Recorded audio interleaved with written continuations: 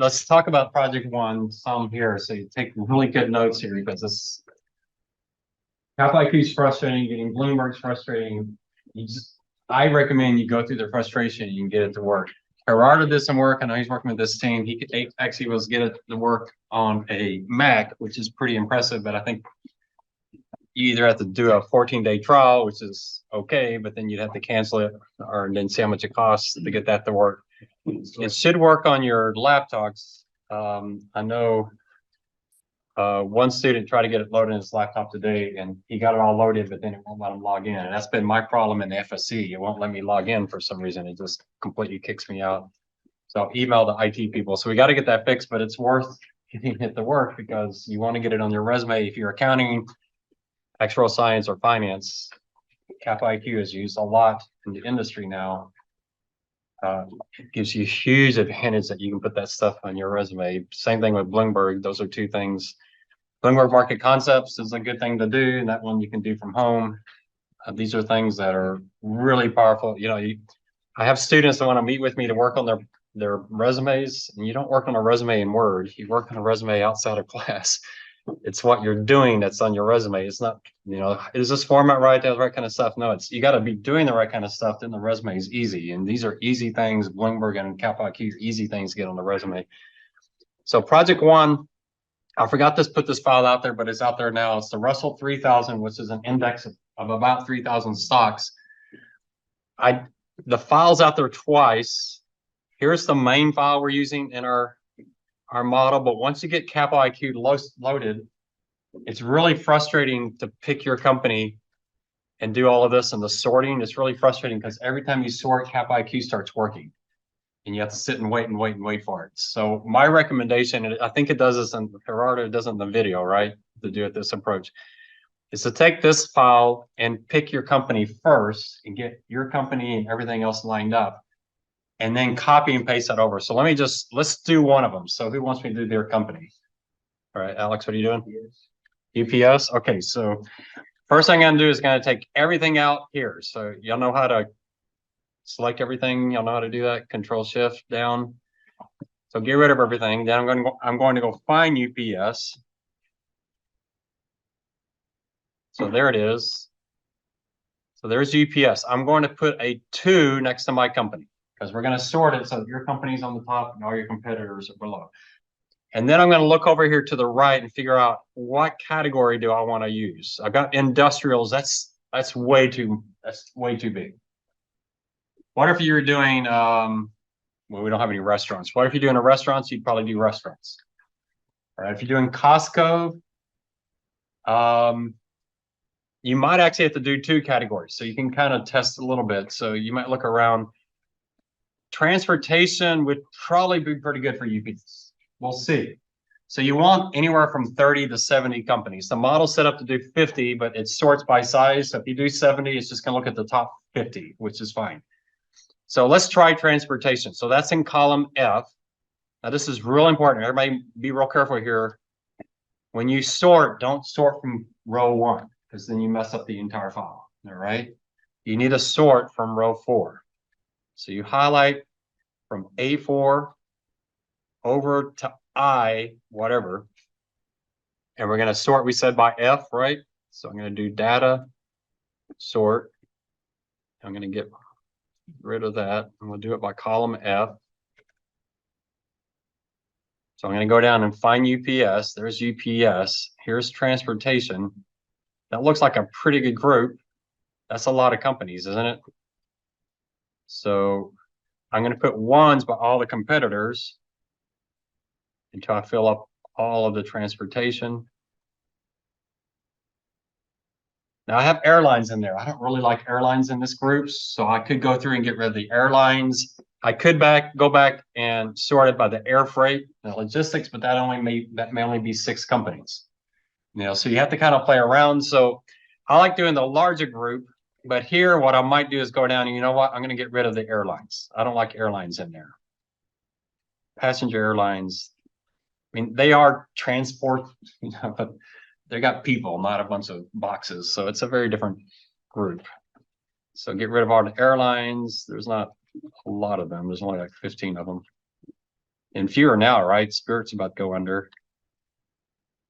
Have any of y'all flown Spirit before? I have a friend who bought like the pass because she flies to like San Diego or something. Like, Oh, really? Yeah. But it's like terrible. There's like 8-hour layovers. So. Well, they don't have them in San Antonio, so we don't have a choice. But I know some people drive to Austin to fly out from there because it is cheaper. I had the PR guy. We had the PR guy from Spirit come in, and they had horrible customer satisfaction. And he finally said, "We need to lean into that. This is Spirit. We're cheap. What do you expect?" That became their advertising. Of course, we're cheap. Of course, we charge for extras. I mean, that's what you're getting for a cheap flight. All right, so I got rid of. So Alex, you don't have to do that, but I don't like airlines in there. All the rest of them make sense. Marine transportation, that makes sense. And this chart right here is where you download from FYQ, or is this like your own? This is a file on Canvas.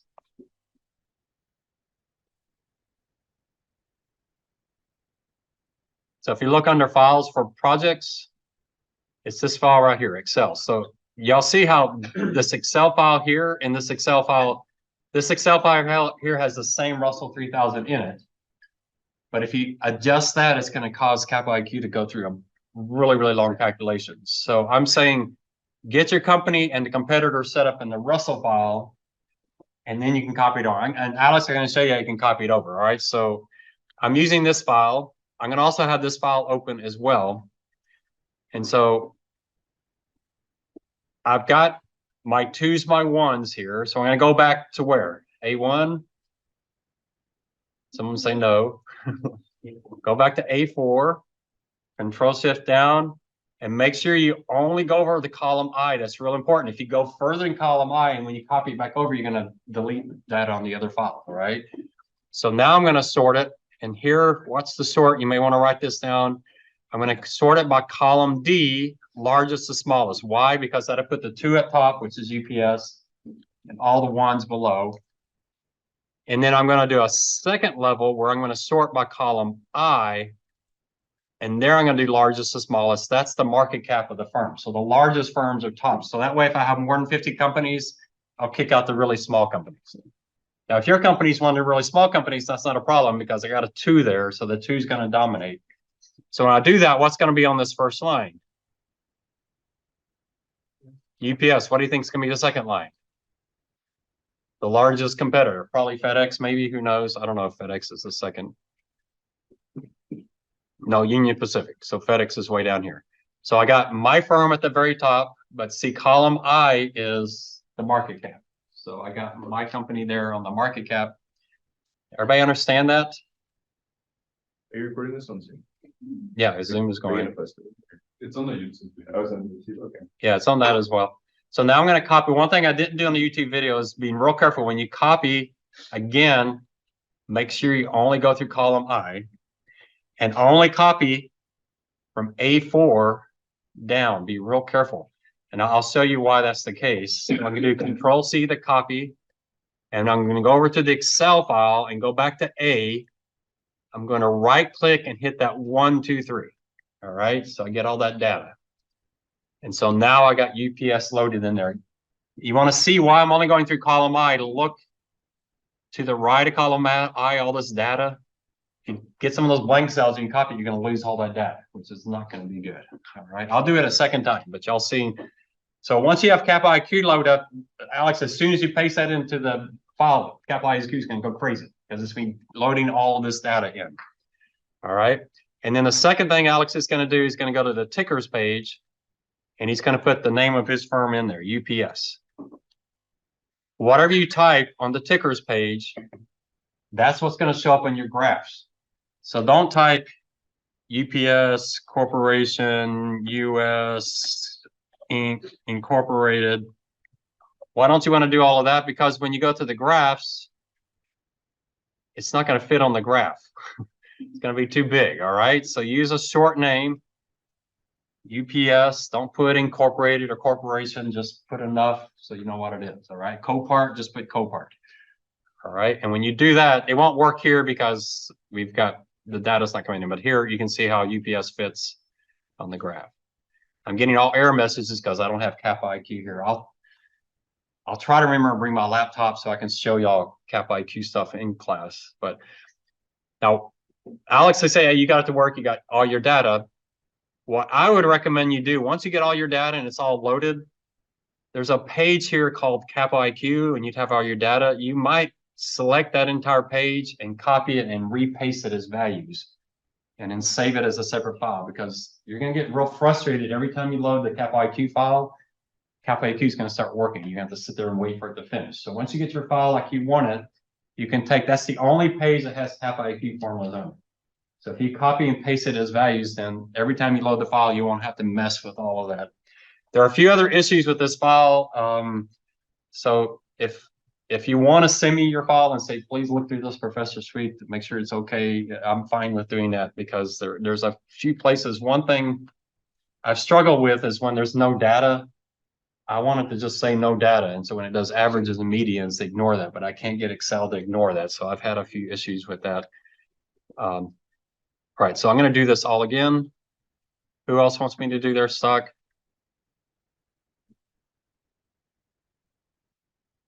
Anybody? Formula One. Formula One? What were you doing? Facebook. Facebook. Well, let's do Facebook. All right. So first step, what I do? Delete it. Yeah, get rid of these guys. Second step, find your company. Well, let's try Meta. Oh, Control F, Meta. That will work a lot better.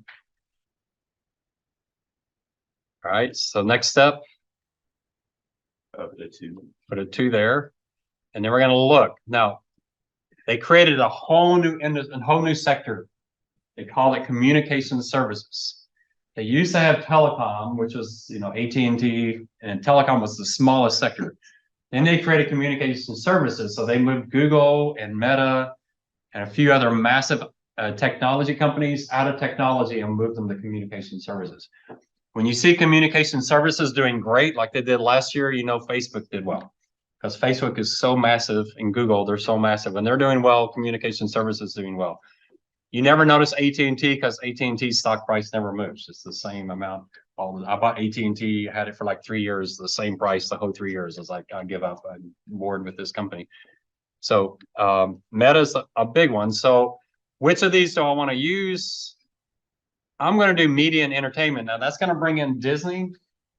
Is Disney a competitor with Meta?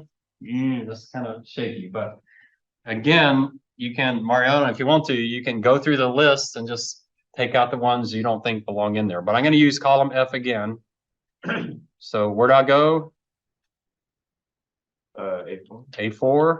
Make sure you only go over to I. And I'm going to just sort it by F again. Delete these levels. Let's do F. I'm sorry. Was it F? Yeah, it was F. Okay, F. And let's go find Meta. Alphabet or Google is larger. Is Google competitor Meta? In some places, yes. A lot of places, no. Netflix, yeah. I mean, Meta is a pretty unique entity. You might say Twitter or some other places, but there aren't that many really true competitors. But that's okay for our purposes. That work. There's a lot of media and entertainment companies. So I got those. Then I go back to where?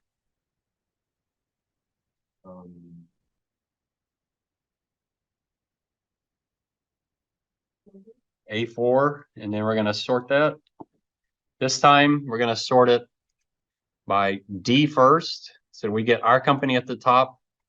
And then I want to add in column I, which is market cap. And we'll do largest to smallest. And so what's going to be on the top line? Should be Meta. And the next line will be Alphabet, if we did it right. So there's my companies. I'm going to take all of that and copy it over to this file on the Russell in A4 and paste it. You'll notice up here on top, oh, I was in the wrong spot. Let me undo that. Make sure you're in A4 again, paste it. You'll notice up here on top, there's some numbers. And if you do the sort and those numbers get stored in the wrong place, the whole file is messed up. You'll have to start over from scratch. All right, these numbers are real. I know when a student's messed up because they'll have their company on row 1 because they did the sort from row 1. So you gotta be real careful on that. It's not a huge problem if you have to start over from scratch. You just shut down the file and open it back up. So it's not massive. All right. So are there any companies here we might want to take out? I like to look at column H is the most detailed. So if you might see some in here that don't fit, maybe movies, entertainment, I don't know. Meta is so bizarre. It's really hard to say where they belong. It's definitely an advertising company. That's their same thing with Alphabet. Their main income is advertising. I don't think that's true for Disney. It's probably not true for Netflix yet, although Netflix is doing advertising. So it's getting a little tough, but it's okay for our purposes. We just need some companies to compare. Now I notice here we have more than 50 companies. And so when you look at the tickers, I stop at IMAX. But IMAX is way up here somewhere. I don't know. Let's see. IMAX is row 64. So that's my last one. So anything below IMAX, my model just ignore. So I could have done more companies, but 50 companies is enough for our purposes. We don't need more than that. If you have fewer than 50, the spreadsheet, you'll notice the formula says if there's a 1 there, bring the company over. If there's not one, just give me a blank spot. So if you have fewer than 50, it's just going to give you a blank spot. And then Capital IQ will just ignore that. So it's not a problem having fewer. If you have 4 companies, you're going to need to add more. 4 is too few. So remember how my file works. It's doing the top 10%, the bottom 10%. If you only have 5 companies, the top 10% is half a company. So you probably want 20 or 30 or so that what we're trying to do with the 90th and 10% is kick out the outliers. So if one firm has a return on equity of 97,000%, it doesn't mess up your chart, but throwing that way up at the top, it kicks those out. So try to have 20 or so companies. So y'all got it, or do you need to do it one more time? Scale to 1 to 10, where are you? 6. 6 on just this part here, not the analysis. Well, 6 isn't very good because if you're 6 right now, you're going to be a 3 10 minutes after class. Y'all know with software, it seems so easy until you sit down and try it yourself, and then it's like you've never seen it before in your life. So that's just the nature of our brains. But all right, if you're having trouble, so one thing, this is real important. Make sure everybody's paying attention here. If you just cannot get Cap IQ to work, what I want you to do is do this Russell file yourself, because you can do that in Excel and a Mac, and send me the Russell file, and then I'll copy and paste over, get the Cap IQ, and send it back to you with the values. Everybody understand that? So at least get the Russell 3000 file worked. I want you to learn Cap IQ, but if you're a cybersecurity major, maybe it's not going to kill your career not to learn it. But we need to get the data in. You want the data by next Tuesday's class. So this is a really, really critical week to get that. So who in here besides Gerardo is getting Cap IQ to work? Anybody? Ah, Julie, okay, good. Was it easy or did it take like 50 tries? It took a couple tries, but I think Okay.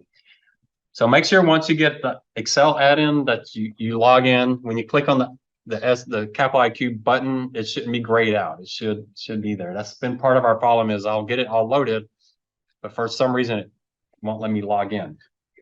Today I kept getting, you're not on the internet, so it's not working. I'm on the internet. And so then I tried another machine and said, you're locked out for 30 minutes. It's like, okay, great. So everything was just frustrating. So this is a big part of your first job is technology, is databases. That's what you're learning. The more that you can learn while you're here at UTSA, the bigger advantage you have. I still remember Goldman Sachs, they were hiring a bunch of our students, and Diana was there. She says, yeah, we like hiring your students because it's like they've already been working for 6 months, but they were hiring students that have been doing the Bloomberg lab and they didn't do Cap IQ back there. But they were on Bloomberg just all the time. And so they stepped in and it's like, yeah, this piece of cake, I do this all the time. And then people from UT Austin and all these other schools, they had never used it. So they were behind. So it really gives you a huge advantage. So I'm trying to make you successful, not just in the class, but in life. All right. So let's finish up our essence of finance. Well, let's see if anybody can remember the 5-step process. What's the value? Step 1, what do? You forecasting, yeah, forecasting. We don't do much forecasting in this class. We'll talk a little bit about it when you do your cost benefit case for your group project. You'll have to forecast out. If you're doing a franchise, you have to forecast out. We don't really teach forecasting anywhere. Forecasting is one of the things you just kind of figure out on your own. It's one of those things you do. All right, so first you got to forecast to get those future cash flows. Second step, that's discount rates, because you got to worry about risk, right? So it's not just a matter of what the cash flows are, but how risky are they? If they're really risky, I'm going to use a high discount rate. If they're not very risky, a low risk discount rate. Third step, get the present value. Yeah, you just add up those present values. Fourth step, Fair value of cash flows or intrinsic values. yeah, so that's where you go out and you see what the market value is. You know what it's worth to you. That's what the present value is. You compare it to the market. And the last step, make a decision, which is what they're hiring you for, right? If you never make a decision in your career, then they're overpaying you. That's why they're hiring you to make decisions. All right, so forecasting, you're going to be doing. You're not going to be doing it in project 1, but what you're going to do with project 1 is you're going to be assessing the past, which is one of the ways we forecast. So when you look at your company, look at its history, you're going to get enough understanding that you maybe could be able to do a forecast for the company. So project 1 is going to help you with that. Financial application 1, and then 9 is going to help you some with that. A lot of our applications are really combining 2 and 3. So financial apps 7 and 8 and 10 are really looking at that discount rate. We'll talk about the weighted average cost of capital, or the WACC.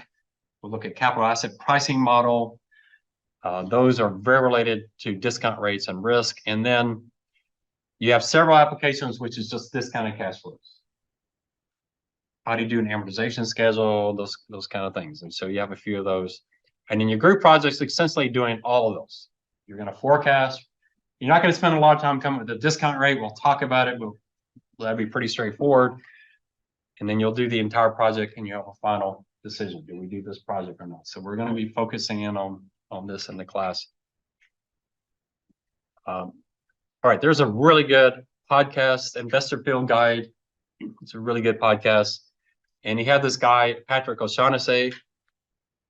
Patrick O'Shaughnessy interviewed Trent Griffin. And so the question we're asking is, how does management add value? We'll talk about that a lot when we talk about economic value added. So the first thing you got to do, if you're going to start a new business, I don't know how many of y'all want to run your own business, start your own business, but the first step is to see, what does the customer need? Do you have something someone will pay for? And how do you do that? Well, a lot of times it's just figuring out what's frustrating people and figure out a solution to that. That'd be pretty cool. I can think of products I wish people would create. One that I would love to create is, I go to HEB every 2 weeks, every week, give them my credit card and buy the same stuff over and over again. And now I want to do home delivery. So I go to their website. Well, they've got all that data of everything I've ever bought the last 10 years. Why can't they just pull that in and give me a recommended buy list? But no, I got to go click on all these pages and find stuff. Why can't they don't they have all that data? Wouldn't that be a great service? Oh, Mr. Sweet, yeah, you've been here for 10 years. Here's the stuff we think you're probably going to buy. They don't do that. That would be a nice solution. So think about things that frustrate you and you find a solution for that. So that's the value creation, is someone needs the product. And the value can't just be purely marketing. You can't just be some scam that you get people to buy stuff and it's no value, because they'll figure that out pretty quickly. Not to step on toes, but some of these multi-tiered marketing things that you've probably seen before could fall into that category. The next thing is value capture. So you may have a product you were going to buy, but if it costs you $10 to make it and they're only willing to pay $5, you don't have much of a product there. So they got to be willing to pay more than what it costs you to make it. That's where we're going to talk about the gross margin. Have y'all heard gross margin before? Right, so the word margin, when you see it, you're always dividing by the same thing. Anybody know what you're dividing by? It's always the same number. The word margin always has what in the denominator? Any guesses? What is gross margin? Is it one? Huh? Is it one? Not by one, no. So gross margin is how much you charge, how much it costs you to build a product, your cost of goods sold, divided by revenue. Margin, you always divide by revenue. So gross margin, net income margin, EBITDA margin, anytime you hear the word margin, divide by revenue. That keeps it pretty simple. There's several margins. We're going to look at two margins, EBITDA margin and gross margin. So gross margin is what percentage you make over what it costs you to make it. So if it costs you $6 to make it, but you can charge $8, then you got a 25% margin. What is Walmart's gross margin? Pretty low, like 25%. What's Microsoft's margin? Probably 80%. Okay, so not every firm has the same gross margin. Why? Because some firms are focusing on turnover, some are focused on margin. Walmart is focused on turnover, churn, getting a lot of customers. But even Walmart has to have a positive gross margin. You can't buy bananas for $1 if it costs them $2 to buy them. And bananas are pretty amazing. We grow bananas in Costa Rica. I don't know if you ever thought when you buy a banana at HEB where that thing's been, but it's pretty amazing how that stuff flies all over the world in ships. And I mean, it's amazing when you go there, you think, oh, 27 cents, that's way too much. You're like, no, this thing's been all over the place. It's pretty amazing. So gross margin is how much you're going to make. And then the next one is scalability. Scalability is you might have a product where it costs you $5 to make it, and you can charge $10. So you got 100% gross margin. That sounds great. And you got 3 customers. Are you going to quit your job and do that for a living? 3 customers, they buy your product once a year, so you make $15 a year. Probably not. What do you need? You need a lot of customers. That's scalability. That's when we're looking at turnover and net margins. So turnover is how many customers you get, how many people are, how much traffic you get. And then net margin that's all your other costs that you have to have, advertising, obtaining customers, all that other stuff. So it has to be scalable. You have to be able to grow your business, and net margins is really important. You got to be able to grow your business. If you grow your business 20%, you don't want your costs to go up 20%. So you want anybody know the words for that? Economies of scale. Have y'all heard that before? You have some fixed costs. So as you grow your business, some costs don't move. So your margins keep getting bigger, and your net margins keep getting bigger and bigger and bigger. So gross margin, you're just subtracting your cost of goods sold. Net margin, you're subtracting all your costs. And you want some of those to be fixed, so that as you grow the business, your margins get bigger and bigger and bigger. So turnover is your revenue growth. We'll talk about that when we talk about your company's revenue growth. And then net margins is all those other costs you have to try to get that business to work. So you need scalability. I was working with one of my graduate students. He had a business where he was doing vending machines, selling healthy products. And there was a demand for his product. Schools wanted his vending machines. He could have a pretty good markup. His problem was scalability. I said, you got a great product. This makes a lot of sense. You got to get a bunch of schools to buy your vending machines. So how do you get that out there? If it costs them a fortune to go out and get these machines, everybody, then that's probably not going to be a good product. All right. So if there's a market there that you can expand to, and it doesn't cost you a fortune to expand to it. One thing you'll notice in your podcast, Business Breakdown, they talk a lot, and several of them, about the cost to acquire a new customer. Healthy Fresh is kind of like that. What does it take for Healthy Fresh to get one new customer? I noticed they're advertising quite a bit on YouTube and other places. That's pretty expensive to do that, but how many customers are you picking up? So they have to look at that. And most of these companies will know, yeah, it costs us $15 to get a new customer, but the new customer stays for about 3 years and they pay us this much. You'll hear that in a podcast. And you can start thinking, yeah, this business makes sense, or no, this business doesn't make sense. One business that doesn't make sense to me, and I refuse to buy this stock, and some of you are going to strongly disagree with me, I'm not buying DoorDash. I can't get it to work. They're losing money now, but DoorDash is going to go to Chipotle, say, hey, we'll deliver your food, and we're going to, how much do they increase the cost of your Chipotle order? 90%. Product bit, right? And most of that money is going to the drivers. You know, you're thinking, does this business, I can't get it to work. Can y'all get it to work? I think there's a DoorDash podcast in. What about Uber? Yeah, Uber's the same way. And I owned Uber for a while there because their stock got so cheap, but I don't now. I sold it a little too early. But my buying Uber was if they could just get back to where they were for pre-pandemic, it was a really cheap stock. So I did that, and now I'm kind of out of it. But yeah, these are tough businesses. Why? But because it's not all that scalable. Because their workers, if they make more money, their workers are somewhat underpaid. So their workers should start demanding more stuff. And it's not all that great a deal for the consumer. People are going to start noticing that it costs me an extra $15. I might as well just drive there myself. What could change this? Drones, robotics.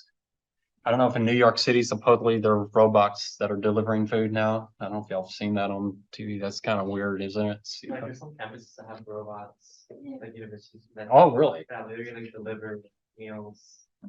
I've seen that some companies that do like coffee hours and like they have robots running around. That would kind of freak me out, but that it might be cheaper, right? And so from Uber standpoint, if we go to autonomous vehicles, they no longer have to hire the driver, but then Uber doesn't own cars. So is Uber going to start buying autonomous vehicles and rent? That changes their business entirely. So that's the way you got to think about it. How much does it cost them to get a new customer? And is it that scalable? So there's some businesses it's pretty easy. Facebook, it was really easy. So who pays Meta money? The advertiser. What does the advertiser want? Users, right? Facebook users. How does Facebook get users? They get users by being the biggest one. Because if they're the biggest one, what happens to Google circles? Goes out of business, right? Y'all don't use Meta, but your grandparents and parents, right? Why do they own Meta? Because that's where all their high school friends are. If they have 3 high school friends that say, hey, try this other social, they're going to say, well, but no one else is on that one. I don't want to. So once you're the first one, you get customers just because you're the first one. That's called the platform or the networking effect. So those kind of things you're looking for. A great business has a product people want. They can charge much more for the product than it costs them to make it. And they can pick up new customers without just massive amount of effort and cost. You can do all of those. But if you're successful in these 3, what else is going to happen? If you're really good at those 3 things, what's going to happen? You're going to attract what? Competition, right? So the other thing you got to think about, I don't think I have it in here, but is, have y'all heard the term economic moats? MOATS? You may know what an economic moat is. So this is a Warren Buffett thing. An economic moat is you're really profitable, you got a great product, you're growing fast, and y'all know what a moat is around a castle, keeps the enemies out. An economic moat is you have a product that's great, you're making a lot of money, and you have some protection from competition. So what's Meta's competition protection? It's that they're the biggest ones, everybody comes to them, so they have to go. So Uber, a good example is Uber. If you want to start a ride sharing program, so you go to Austin, say, hey, I'm going to start my own ride sharing. So you go to some drivers, I want some drivers, what are they going to say? Who are your customers? So you go to customers, what are they going to say? Who are your drivers? They're really tough. So to start a new ride share, you need 1,000 drivers and you need 1 million customers. What does Uber have? They already have name recognition. They can show up to a new city. They can get drivers pretty fast. Works pretty well. So that gives them a huge advantage. Same thing with Lyft. So that's essentially an economic moat. So that protects them from competition. You got a business where you can't protect yourself from competition. Restaurants are a great example. It's not that difficult to start a new restaurant. If you have a really great restaurant idea and your best friend walks in and say, hey, I could do this. How much of your idea could they copy? Everything but the name, essentially. What can you patent? You can try patenting, and patenting doesn't protect you all that long. So, what is Disney just discovered? Trademarks, right? They just lost Mickey Mouse, the old Mickey Mouse. So there are things that protect you, but not forever. So that's the perfect business. NVIDIA has a huge economic moat. What might that be? Huh? Is it the- Say loud. if there's semiconductor like. Well, what advantage do they have? Their advantage is knowledge. They know stuff. So what do they got to do? They got to keep their workers. They should chain their workers to their chairs. Because if their workers go to the competition, all that knowledge moves, because they probably have some non-compete clauses in their contracts, but theirs is knowledge based. They know stuff almost no one else knows. Huge advantage. So those are the kinds of things they're looking for. Ethical challenges. I didn't ask you to read my blog, but I do recommend you read my blog. I hate my industry. I think it's terribly unethical. I'm not the only one that thinks that. Jeremy Grantham at GMO, our economy has a painfully overdeveloped financial sector. The client world pays up precisely in proportion to how bamboozled it is by unnecessary complexity. Jack Bogle, one of the great minds of finance. He's the founder of Vanguard, which is my favorite firm. There are some good guys in finance. On balance, the financial system subtracts value from society. He passed away a couple of years ago. Unfortunately, he was kind of the ethics of finance, although he lived a lot longer than he was supposed to. He had a heart transplant like 25 years ago. He was supposed to live 5 or 10 years and ended up living a long time. I met him one time. Scary guy.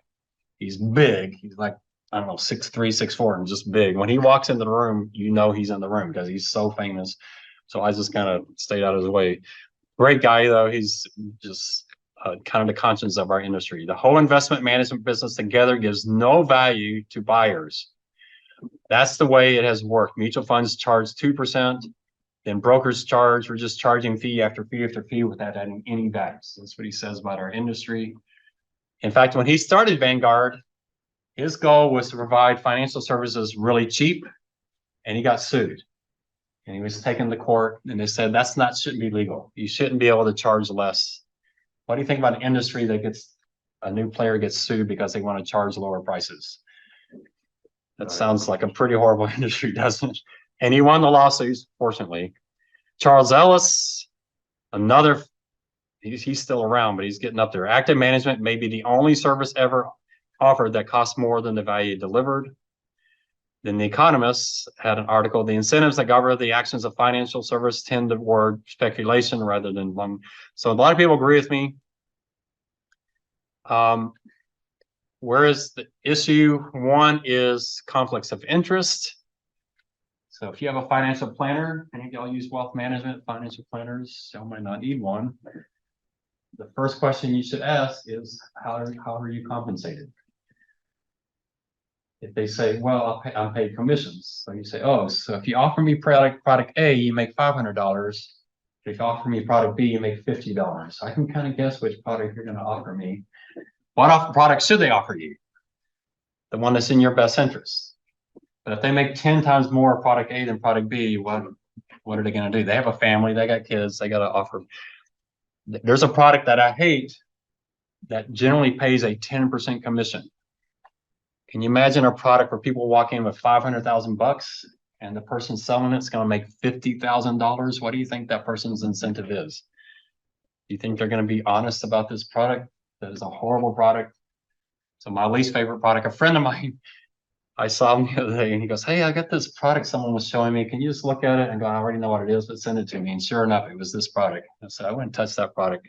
It's a horrible product. You kind of know if you buy a product and you're going to pay 500,000 and the company's going to take 50,000 of that and give it to the salesperson, you know, there's no way you're going to win. They can't take $450,000 of your money and make up the 50,000. There's just no way they can do it. But you can go to Vanguard and they'll take your $500,000 and they'll charge you essentially zero and manage it for you for free. That sounds like a much better deal. This industry hates the fiduciary standard. They like the suitability standard. The fiduciary standard is you have to put the client first. That's the standard I like. They got to put my interest first. The suitability standard says, if I can imagine anyone on this planet buying a product like this, not my product, but a product like this, then it's suitable.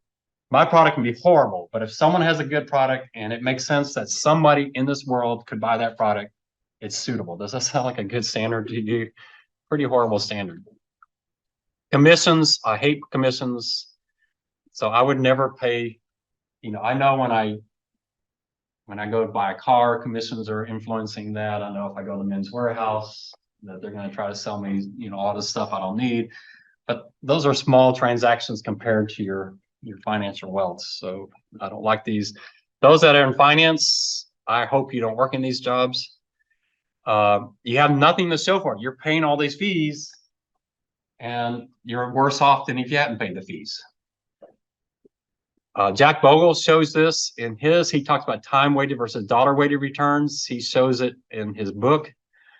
So time weighted returns, time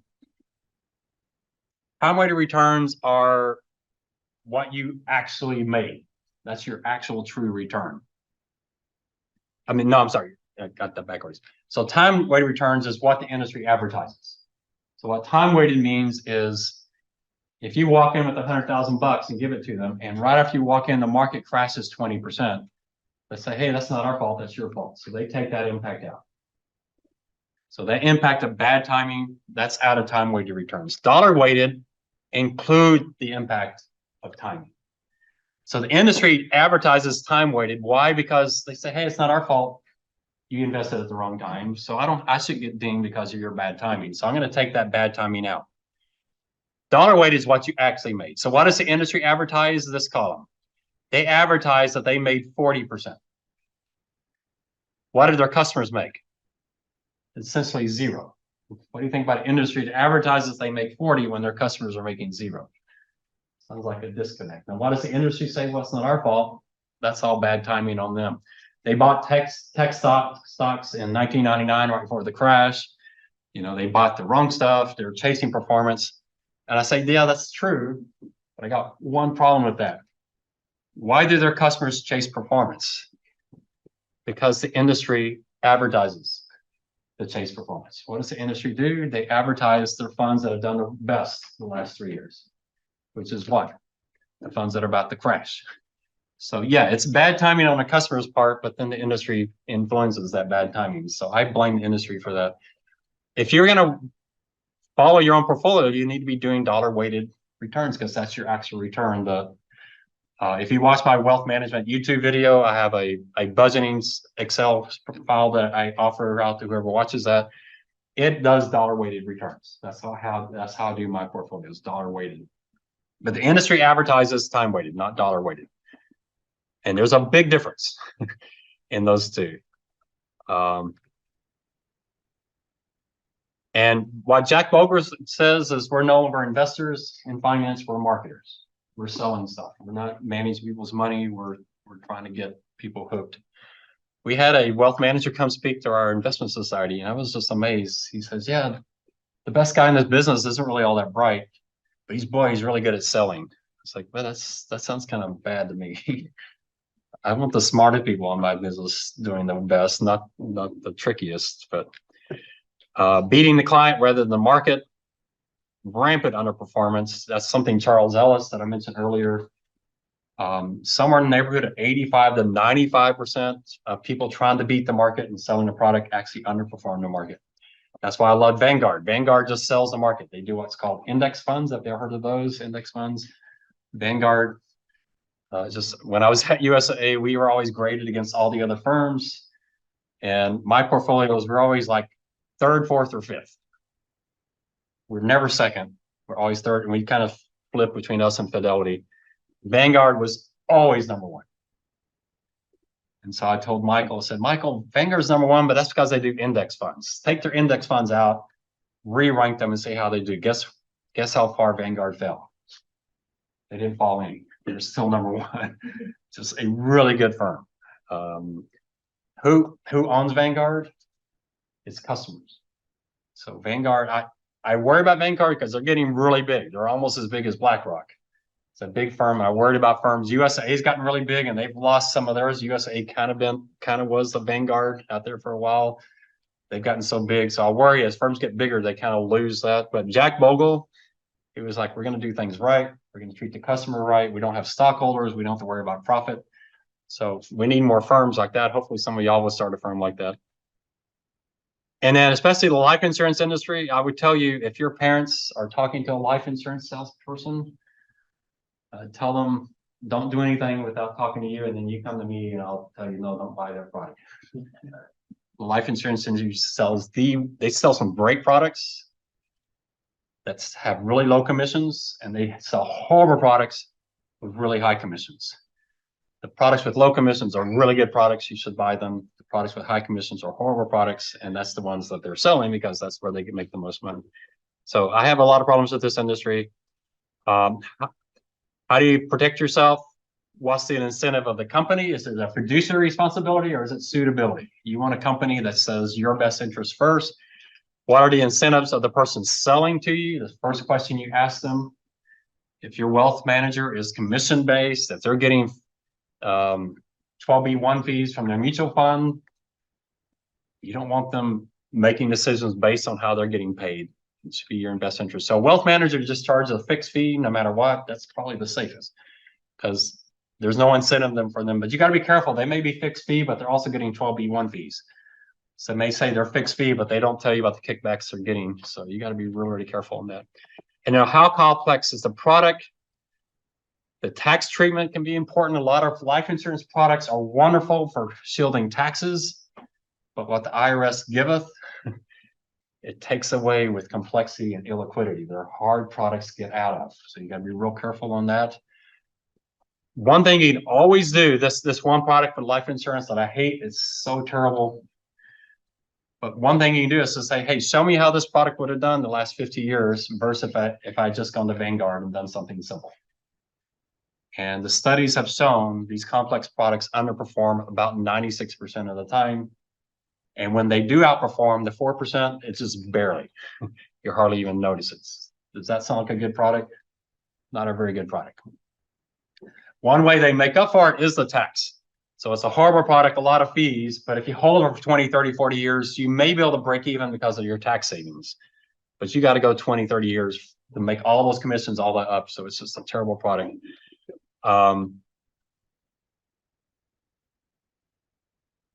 Then do some scenarios. What if interest rates fall? What if the stock market crashes? Show me scenarios over time. And then if you need change your mind, how difficult is that going to be? That's the other big problem with life insurance products. They're really, really hard to get out of them. A lot of them have surrender fees that can be 10, 20%. If you change your mind, it's going to cost you a fortune. So just be careful. My brother is not allowed to talk to these salespeople unless I'm in the room. And I don't like being in the room because I get so mad. I almost screamed at one group you had. I couldn't believe the lies they were telling them. It was just pretty shocking. So yeah, I have some bad feelings about my industry. So I am your professor for life. So if 5 years from now you're getting sold something, I won't give you recommendations, but I will tell you if you're about to buy a really horrible product. I will definitely tell you that. I know products that you just shouldn't touch. And so, but it's pretty, you're all really smart people. You're honor students. If you can't figure the product out, don't buy it. All right. If someone as smart as you are can't figure the product out, there's no reason for you to touch that product. All right. Why is it complicated? Because that allows them to charge more. That's one thing life insurance agents like to do.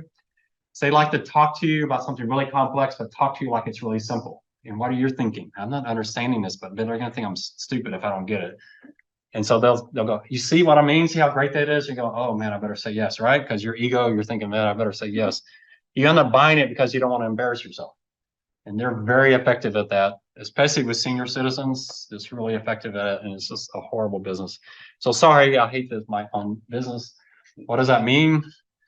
Someone can start a new firm, a next Vanguard, and do it right and have a really good business. I hope USA gets their act back together because they were one of the good players in this industry. Most of the big players like BlackRock and Fidelity, they do some of the stuff that I hate, but they also have good products that are good. So you have to kind of like Goldman Sachs. People say, don't you hate Goldman Sachs? No, they got great departments. I love them. They're great. And they have the departments that do stuff that's pretty questionable. So you have to kind of be real careful. Any questions on this? Because you're all about to do this, right? You got a 401k coming up.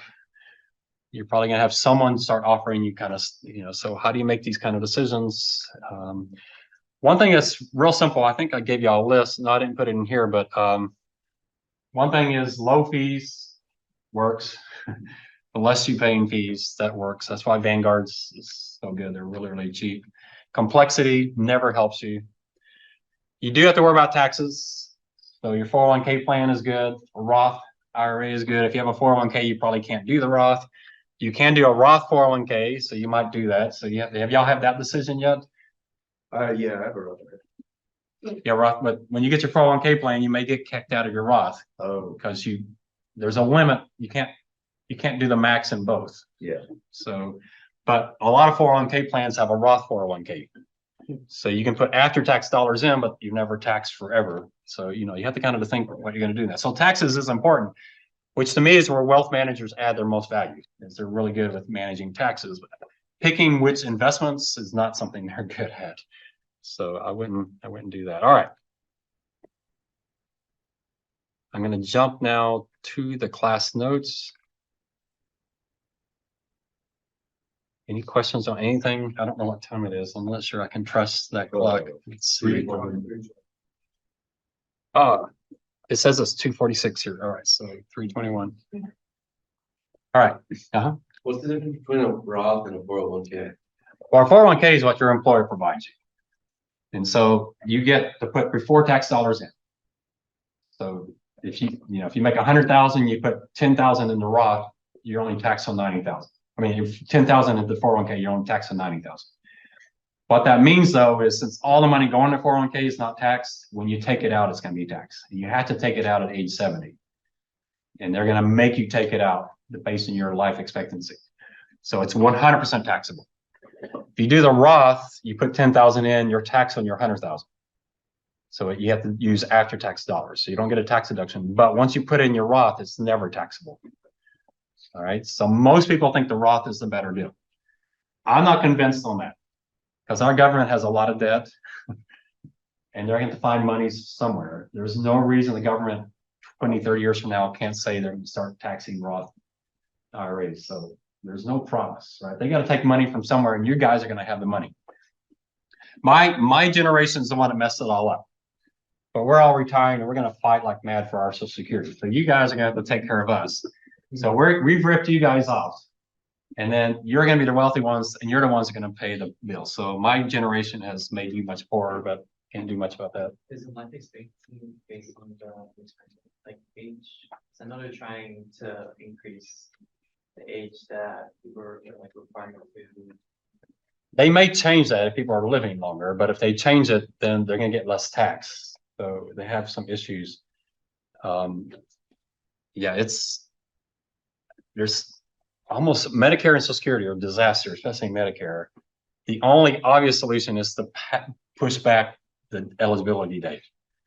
And they'll probably do that with y'all. You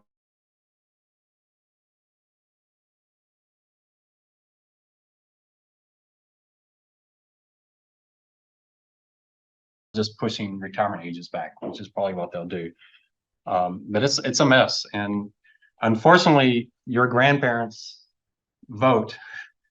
And you've already seen what Biden and Trump have said about secure Medicare. They're not going to touch it. They need to touch them because they're both disaster programs, but no one's got the guts to touch it. So your generation is picking up the pieces of my generation. They're just not, I mean, Japan, you want to know how bad it is, go look at Japan, because Japan is 10 years ahead of us and their government debt, no one knows, there's no real solution to that. So yeah, I don't know. This is my depressing lecture today. Switch majors. And you can move to another country, maybe, I don't know where you go, but yeah, it's my generation is really messed up with the financials. All right, so what's the essence of accounting? So finance it's all about future cash flows and risk. What's the nature of accounting? Well, the accountants tell us. The Financial Accounting Standard Board, GAAP financials, that's what we're using, right? Generally accepted accounting principles. What's the purpose of GAAP? And they say there's 3 reasons. It's useful to those making investment and credit decisions. Who are these people? That's finance, right? GAAP accounting is for finance. Isn't that who finance people are? They make investment and credit decisions. It's not for management. GAAP is not for management. GAAP is not for the IRS. It's not for taxes. It's not for regulators. GAAP is for finance people. GAAP accounting is a support to finance. And then look at the second thing. This is what GAAP says. The accountants say the purpose of financial statements is to help you forecast cash flows. Just like we said, step one of those 5 steps. GAAP accounting says they have that same objective. They're supposed to help you forecast cash flows. I didn't like auditors when I was at USAA because they kind of wasted my time, a lot of questions. So they stopped coming to me. And the way I got to stop coming to them is I had this list in my pocket. And when they said, I want to change the accounting for this, I would say, well, how is that going to help anyone forecast future cash flows? And they're like, I don't care. I just don't want to be sued. I just want y'all to do this. Like, yeah, no, but this is your standard for accounting. And you want me to change how I'm accounting for this. It seems like that makes it worse for forecasting, not better. So why would you want to do this? So you can see why they stopped coming to my desk. Like, Ron, you have someone in your apartment I could talk to instead. So yeah, go find someone, because that doesn't make sense to me. Why would I do that? So you that are finance majors, you should carry this around in your pocket, not to make life hard for accountants, but I think finance has problems with ethics and bad incentives.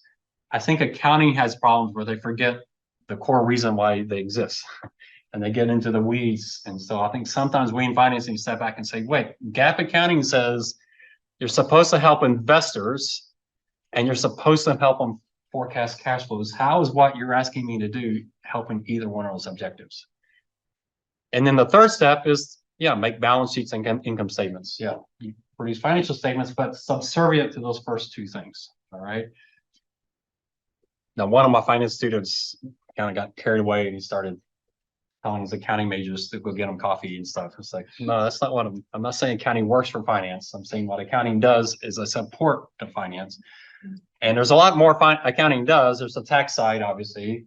There's management accounting. In my opinion, management accounting is accountants doing finance. Because, just all the same stuff we do in finance.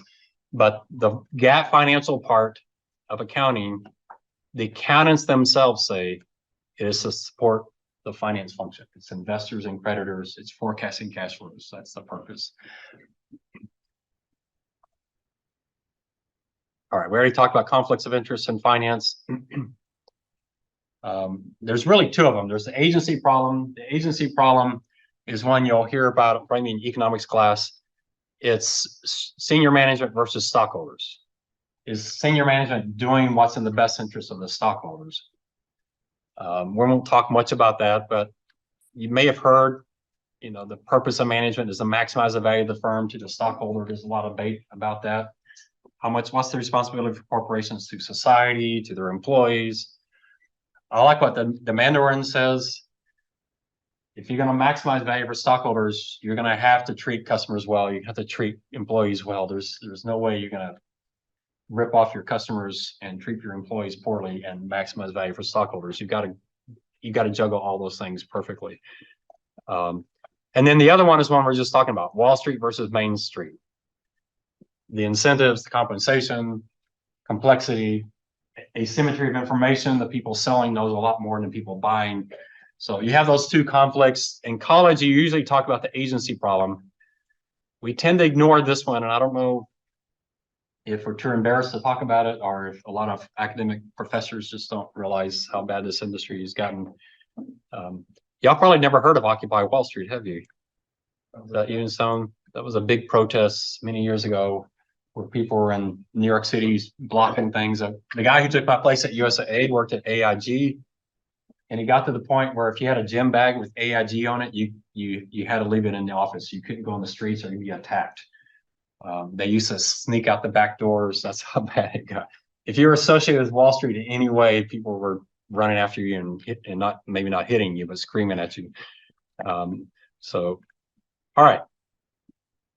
Careers in finance. I won't talk too much about it here, but if you're interested in finance, accounting, actuarial science, or probably almost any corporate function, feel free to come talk to me. Finance, there's the external aspect of it and the internal aspect. The external aspect is you're going to work as a security analyst, work as an investment banker. you're going to be supporting corporate America as an investor or as an investment banker. There, what you want is a CFA and maybe an MS in finance. The internal aspect of it, that's where you go to corporate finance. I think you're better off starting in corporate finance than on the investment banking side, but it kind of depends on your career path. But the nice thing about corporate finance for accounting and finance is you get to learn the company from the inside. And you really can't learn, like I started with life insurance and property casualty insurance and banking. I got to learn that from the actuaries, from internal places I couldn't have done. If I'd gone to JP Morgan as a security analyst to learn the insurance industry, I would have been getting a very outsider's view, but I got the insider view. So if you start on the corporate finance side, you get to learn an industry really, really well from the inside out. And then 2 or 3 years later, you can jump over to the external side and become an analyst in the industry. So I just prefer that approach. I have a lot of my students that want to go investment banking and they're doing really, really well. That's just because that's the kind of people they are. They're high octane. They want to make high salaries. They don't mind working 80 hours a week. They don't mind stress every single second of the day. That's not my life. The internal side, I mean, it had stress, but it's not nearly the stress of investment banking. It's not nearly as cutthroat. I'm not a big fan of masters right out of school. I know some students do that. In finance and accounting both, and this is probably true of actuarial science, probably true of marketing. I think in most business, you've got to find your specialization. That's your number one job. And my argument is you shouldn't start a master's until you know your specialization. Fortunately, when I got my master's, I knew what I was going to be doing. And so all those major projects in graduate school that are very time consuming, I did them all in my specialty.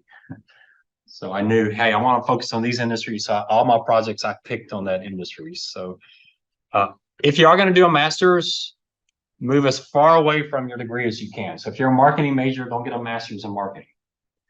All right. So if you're a finance major, don't get a master's in finance. Get a master's in decision science and econometrics, or get something purely technical.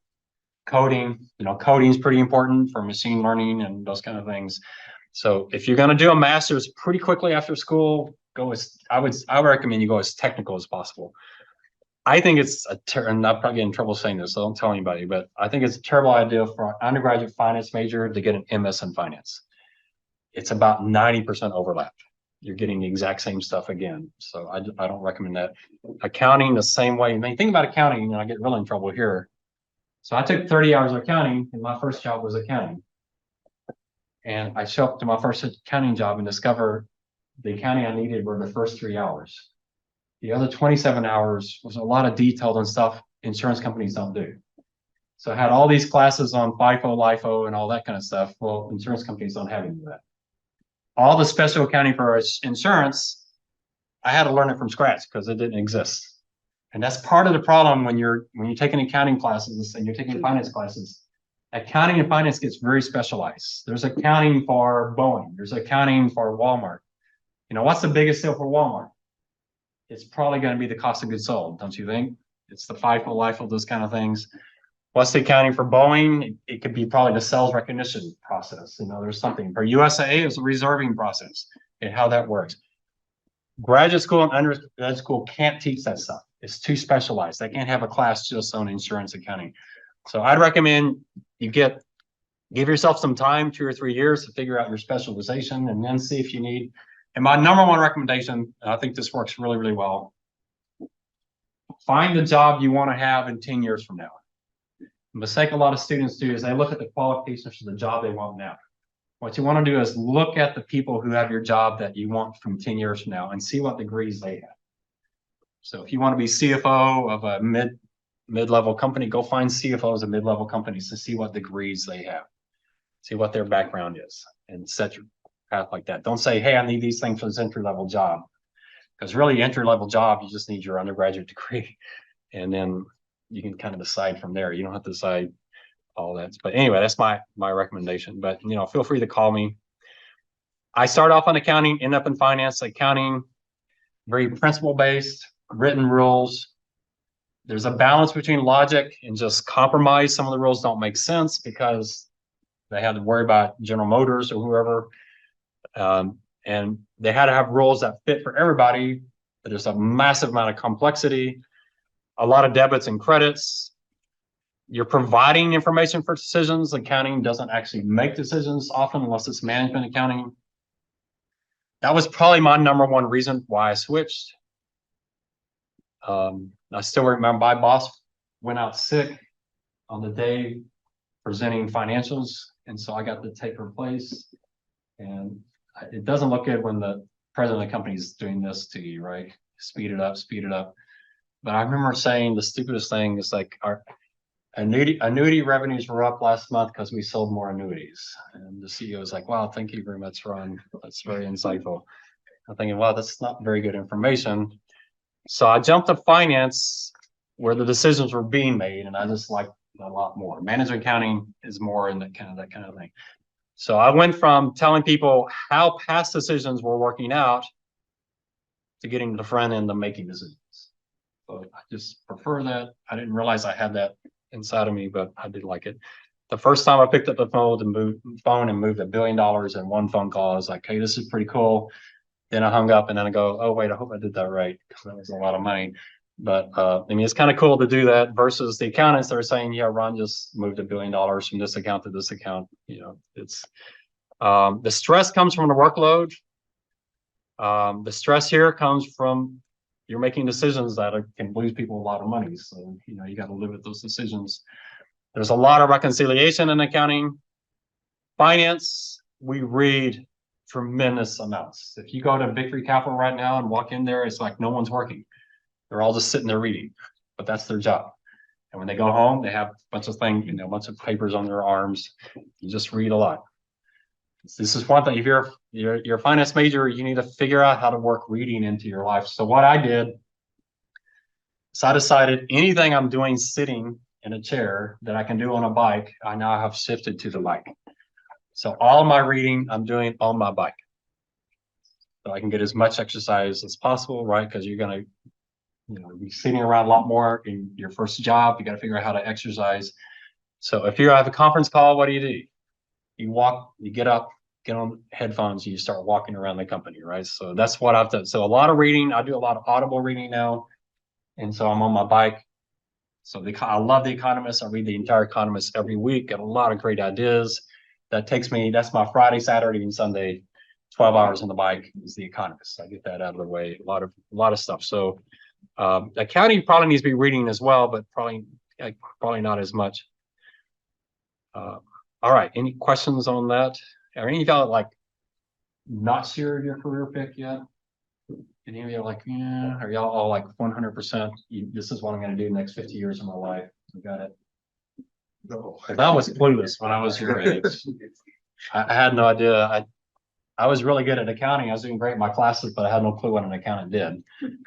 I knew what accounting students did, and I was really good at that. And I was like, man, I don't know if I like put a hole in my stomach my last semester. It's like, I don't want to do this. I don't want to be an accountant. And I was in my 6th year. I had a music degree. Now I have an accounting degree. I'm gonna have to go tell my parents, you know, I don't want to be an accountant. It's like, you're about to graduate. And then it worked out really, really well. But yeah, it's tough to make those decisions. Accounting works really, really well because you can jump to other careers pretty easily. Like actuarial science, Gabriela's got the best. So you can jump to almost anything. The guy who took my place was an actuary, so you know, you have more flexibility. Cybersecurity has the advantage that you can jump, you know, different companies because there's a lot of overlap. But yeah, it's tough. So you do have to kind of think about that. The challenge you have that I didn't have, so you got to pick your industry real carefully as well. When I graduated, I didn't have to worry about where this industry exists 20 years from now. You don't have to worry about that. I think Valero's a great company. But if we have all EVs in 20 years, I'm not sure what Valero is going to be doing in 20 years. So you do have to pick your industry. And I think it's pretty tough because there's some industries that are doing really well right now that may not even exist in 10 years. So you have to pick an industry that will exist, or at least you're learning stuff that's going to transfer to other industries. So, but all of you have to learn AI. That's just going to be a big part of it. So make sure you're getting some good AI exposure. Are y'all taking AI classes? No, I saw they're offering like a new program or something. Yeah, they're going to have a whole new school. Can you take an AI class? I don't think it's available right now. There's nothing called AI. Y'all have any classes that teach you Chat GPT? No. All right, so 5 years from now, those students will. So you will be a dinosaur in 5 years unless you do something now to teach yourself how to do that. So, all right, next class, we're gonna do an accounting review, and then we'll definitely next Tuesday be getting into your project. So have your data loaded. If you're this weekend stuck, email me and I'll get your data for you. All right, so tomorrow I'll send up my weekly email and I will include the link to how to get Cap IQ, so you can keep struggling with that. And then essentially what I did in Tuesday's class, so you have that. If you're struggling at all, try to do the Russell 3000 part, get your company and competitors, email that to me and I'll get you your data really fast. I can do it. It's working really well for me from home. I don't know why it's not working for y'all from home, but it's working. I was able to get it to work here on campus finally after several tries.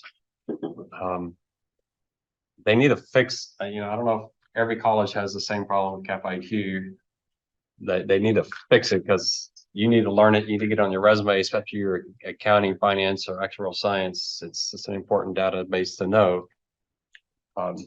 It shouldn't be frustrating. So hopefully they'll get that figured out. All right. Any questions on anything? So let's do a quick accounting review. You've taken 3 or 6 hours of accounting. Debits and credits, really, really important to understand, even if you're not an accounting major. Pretty critical stuff. I've got a new bookkeeper I'm training, and everybody outside of accounting gets really mixed up because they hear the word debit and they think that's bad.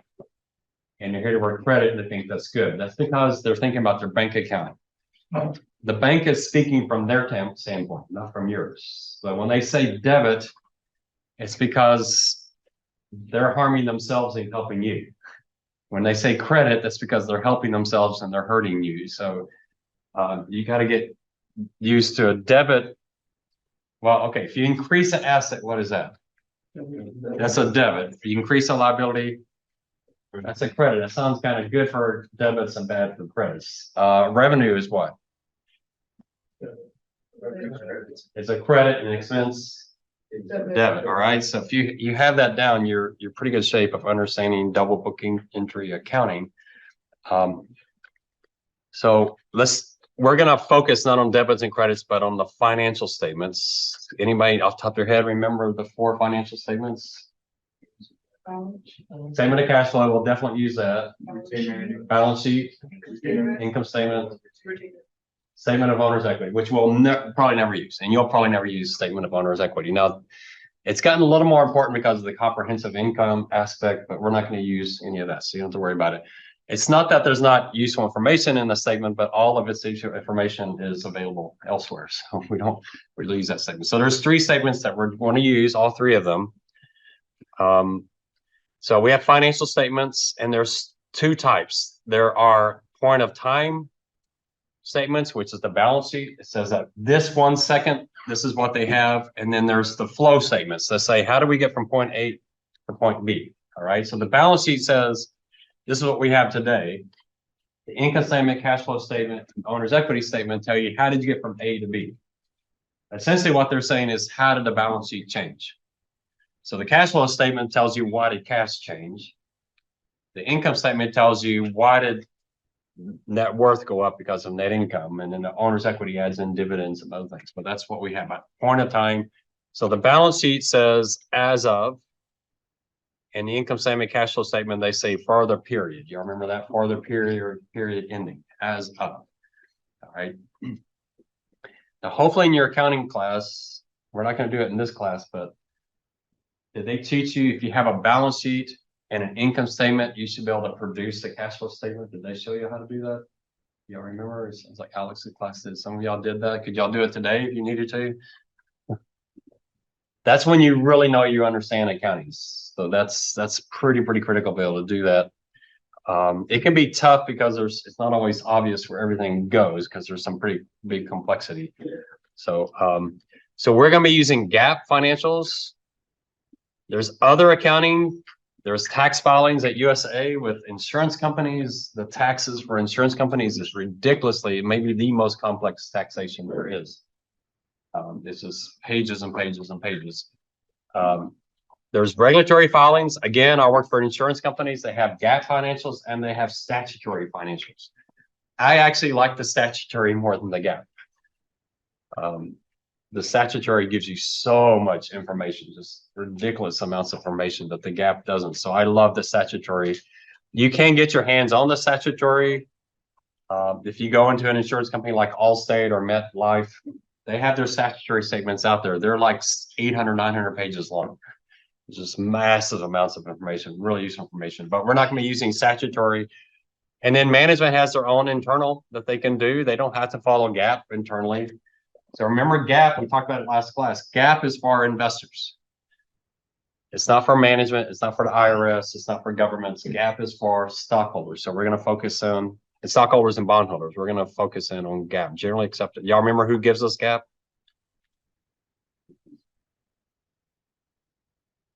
National Accounting Standards Board, FASB, and the SEC. They work together. Really, the SEC, the Securities Exchange Commission, is responsible, but they let the Financial Accounting Standards Board come up with the standards, and then the two of them can debate and argue back and forth. Are y'all doing IFRS at all? Have y'all heard the international standards? Yeah, they're probably not teaching you those because they can't really agree on what those should be. I used to think students like 5 years ago, boy, you picked the wrong time because you're going to graduate and then IFRS is going to take over, but IFRS still can't take over. It's just like, so who knows? Some of the accounting majors and finance majors, you may have to go back and take 6 hours of accounting to learn GAAP versus IFRS so you can figure out what the differences are, because German accounting is a lot different than US accounting. I do a case in my risk management class where this company blew up. And one of the problems was their US accounting looked really, really good, and their German accounting looked like they lost a lot of money. And their stockholders just kind of freaked out. It's like, which do we believe? Because the German accounting was so conservative, and US accounting, I mean, one was losing a lot of money, the other one was perfectly fine. That's a pretty big difference in those two. But we're going to stick with US GAAP.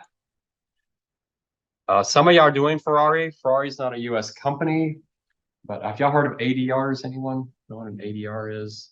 American Depository Receipts. So there's some non-US companies that can trade on US stock markets as ADRs, but if they do that, they have to file GAAP financials. So that's why we can do Ferrari, because they do file financials that will fit into our categories. So if you're doing Ferrari, it's a little tricky. You have to say what currency you're using. So Capital IQ asked for a currency, and I told it US dollars. So it's going to be in US dollars. You can tell, like if you're doing Toyota and their assets come over at 87 trillion, it's probably in yen. So you can kind of tell when the numbers are so massive that it's probably not the right number, but we're going to be doing US GAAP in US dollars. And here's what GAAP says, how you know GAAP is working. 3 standards: relevance, reliability, and comparability. Those are the 3 standards. So your accounting majors are probably, you'll have this on your, have y'all taken the CPA exam? Accounting majors, maybe your senior year, is that when you take it? You take it after, it used to be after your master's, now they can use, you can take it after your bachelor's. Oh, you have to have a bachelor. Yeah, you Okay. have to have 150 credit hours to be a licensed CPA. But you can take the exam before you have the 150, right? Yeah. Yeah, when I took it, I had 30 hours of accounting, and I took it my senior year, but didn't study, so it wasn't too years. And then I took it the November after I graduated when I was working at USA, so they paid for the whole thing. So yeah, it's the rules have changed, but they'll probably test this on the exam. So relevance is if it helps, if it's relevant for decision making, which is, you know, pretty obvious. Relevant. If it's not relevant, then it's not, why do it? So there's 3 ways that information can be relevant. It's got to be predictive. So remember that thing, we're trying to predict future cash flows. So financial statements should give you that predictive ability. It should give you some feedback value. What that means is you thought this was going to happen. You get a new financial statement. You go, wait, that assumption's wrong. I need to change it. So it gives you feedback that your expectations were right or wrong. And then it needs to be timely. This is something that's changed pretty dramatically in the United States. It used to be back in the 30s and 40s. If you had an investment in Coca-Cola, you know, you're talking 9 months before you get any financial information, and then it's coming to you in the mail. And what are you going to do with it? What would you do in 1930? You don't have an Excel computer to type the numbers into. You're going to be then with a 10 key and, you know, on paper. So much more timely. In fact, Google got really famous.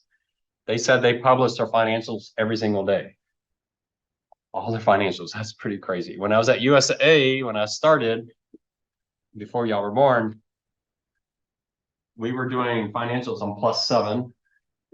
And within 3 years, we were doing them on +3. We went from +7 to +3. We're speeding up, speeding up. Anybody want to guess what the biggest block was to getting to +3? Any guesses at USAA? Like the biggest thing stopping you? Yeah, what department has the big hurdle? It's not because they weren't smart, because they had the hardest job. Finance or accounting? Nope, not finance, not accounting. So actuaries, Wait, so what do they're 90% of the liabilities. you mean by the +7? Okay, so if it's March, in March, you want to publish first quarter, you want to get it done by April 7th. Well, 7th business day, so whatever. So we went from +7 to +3, so by April 3rd. But yeah, USA, the actuaries want to say, we can't do +3, we got to do all these reserves, we got to, you know, it's pretty complicated math, but they somehow got it to work. That's the timeliness. So we've gotten much better at the timeliness side. I'm not sure about the predictive value, because the accountants are really pushing fair value accounting, which I don't think finance really wants. It creates a lot of noise that's hard to get around, but definitely the timeliness we've gotten much better at. I think on relevance, we're probably in the B- B range.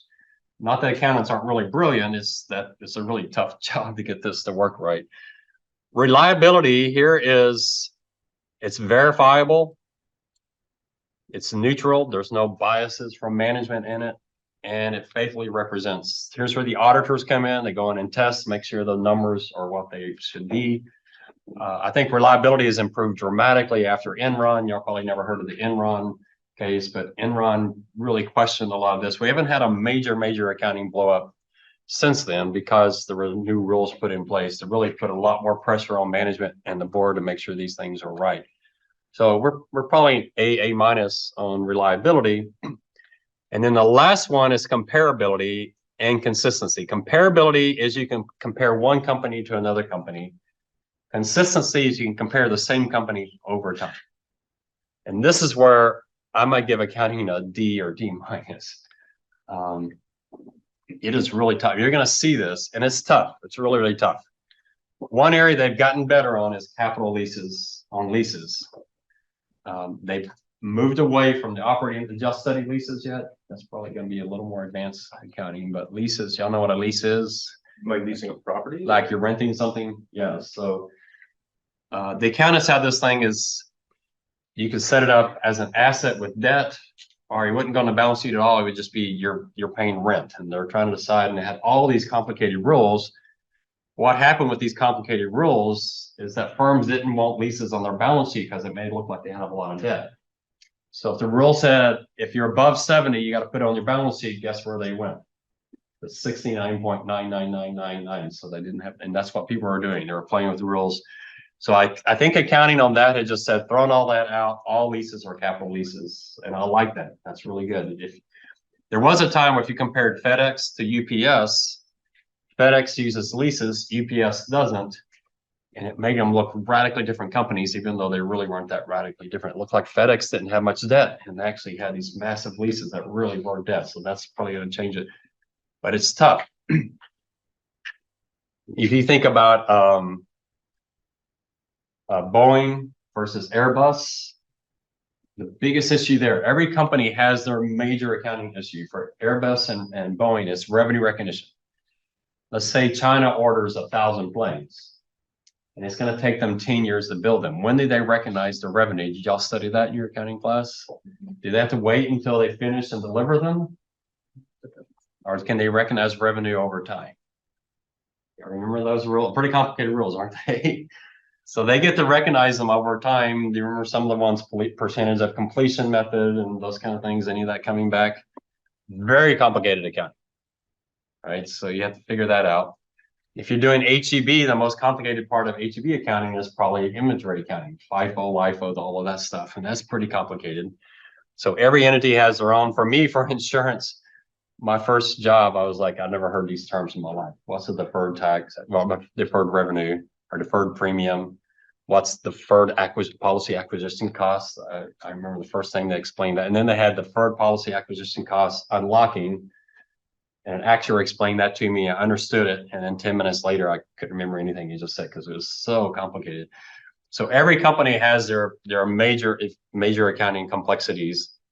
If you're an accountant and you're interviewing with a firm, I would figure out what that is for the industry, and I would go to the CFO.org or whatever and look up those issues, see what the SEC is talking about, so you can handle that. So if I were interviewing with Boeing, I would make sure I understood revenue recognition rules before I go talk to Boeing.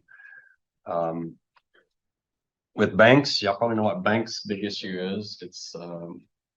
It's FAS 115. If I were interviewing with a bank, I would definitely know FAS 115. That's the held to maturity, available for sale, all that stuff. Really, that's why Silicon Valley Bank went under, because of that particular accounting one.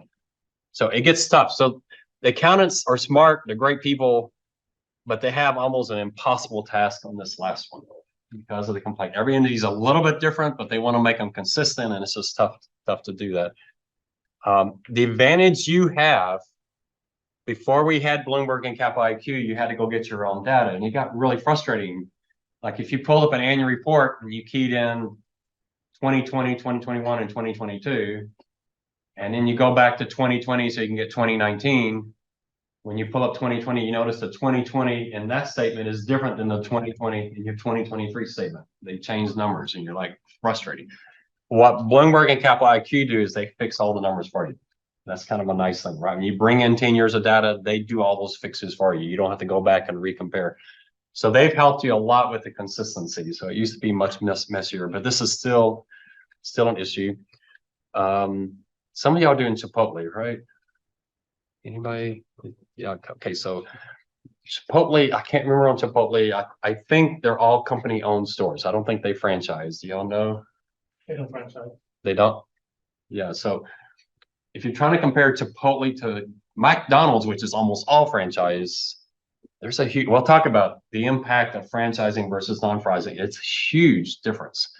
I mean, think about McDonald's, their revenue is not all the hamburgers they sell. Their revenue is the royalties they get from the franchises. Whereas Chipotle, it's all the stuff that they sell. So they have a much higher revenue, but then they also have a lot more assets because they own all these buildings, whereas McDonald's doesn't own all of it. So it's huge difference. And if you're comparing those two entities and don't take that in consideration, it can be really tough. What could the accountants do to fix that? Who knows? You know, how many employees does McDonald's have? Well, it depends on how you count them.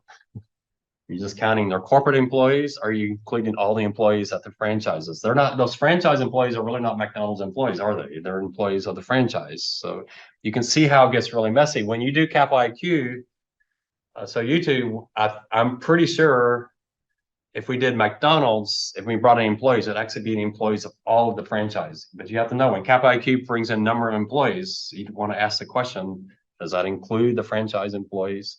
Think about Uber. How many employees does Uber have? Would you want to count all the drivers? They're not employees, they're contract. So y'all see, you know, I'm defending the accountants. I'm not saying they're not good. They're just, the problem is almost insurmountable. It's really tough to do. So they're trying their best to make it comparable, but they also have to reflect the fact that a franchising versus non-franchising business really are quite different. So I give them maybe a B, A minus, and C to D just because it's an impossible job. All right, so the balance sheet, it's measuring what the firm owns at any point in time, usually at quarter end or year end. It shows what they own, assets, and who has claims on those assets, owners and liabilities. So on the balance sheet, the asset side, we usually break it between current and non-current assets. Current assets, cash, accounts receivable, inventory, and prepaids. We normally say these that will, they're either cash or we will convert into cash within 1 year. Boeing might be a little different because the actual rule is it's converted into cash during the operating cycle. And Boeing might have a 10-year operating cycle. So you make it different definitions there. Of these four, the ones we're really going to focus in on are these three: accounts receivable, inventory, and prepaid. You're going to see why we're so focused on those and not on cash. Cash is kind of the result of everything else, right? Non-current assets, longer-term financial instruments like investments, we won't focus too much on that. That's a big deal, obviously, with insurance companies. They have billions and billions of dollars in bonds and stocks and those kind of things. But most of your companies, that's not a big deal. We'll spend a little more time on operating assets, property, plant, and equipment, PP&E. They're reflected at book value. Accountants want to move more and more to fair value, but that gets really subjective. So if USA had the value they're building on at market value, do you think they could really come up with a good number? What is their building worth? Be pretty subjective. Who would buy that building if USA moved out of it? Someone said Rice University. I don't think Rice University could have a San Antonio office that would fill that building. It would be pretty crazy. So I don't know what they think that might be worth. They have it on there at net book value, which is what they bought it for minus depreciation. We're just going to use net book value as is. We're not going to try to adjust it in any way. So just whatever it is, it is. And then intangible assets, patents, trademarks, goodwill. Goodwill is the big one that might hit you. We're not focusing in on it, but it is something that can somewhat surprise you. There are some firms, maybe I can show you one.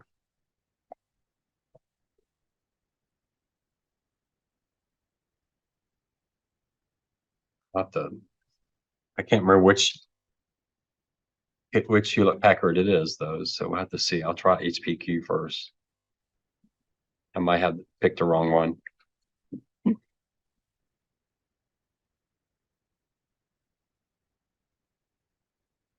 All right, so their goodwill is $10 billion out of $37 billion in assets. 1/3 of their assets is goodwill. So can we just ignore goodwill if 1/3 of their assets is goodwill? Creates a little bit of a problem.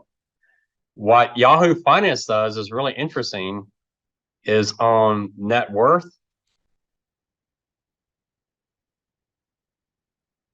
They take net worth and then they subtract out goodwill to give you like net worth minus goodwill. We don't usually do that in finance, but you can see with Hewlett Packard, it causes them to have a negative net worth. That's $10 billion in goodwill. Why do they have so much goodwill? Because, well, they bought CompUSA and some other, I mean, they bought some assets that were just, they did a lot of acquisitions. That's what goodwill comes from. Anybody remember goodwill from an accounting standpoint? So you got a company you want to buy. Its accountant's net worth, say it's 50 million, but you want to buy it for $200 million. So the accountants say it's worth 50. You want to spend 200. So you got 150. You got to do something with. What do you do with that? You stick that in goodwill. You're saying that's what that is. Goodwill. What does it mean? Finance, we don't know. We're not really sure. There's not a real obvious way what to do with goodwill. It's kind of strange. A lot of firms don't have any goodwill. Some firms have a lot of goodwill. So you hope your firm doesn't have much goodwill because it is a little bit of a mess. Those are at amortized cost, which just means what the initial value is minus you're going to just spin it out over time. Same like just like depreciation. Y'all probably did depreciation, amortization in your accounting class.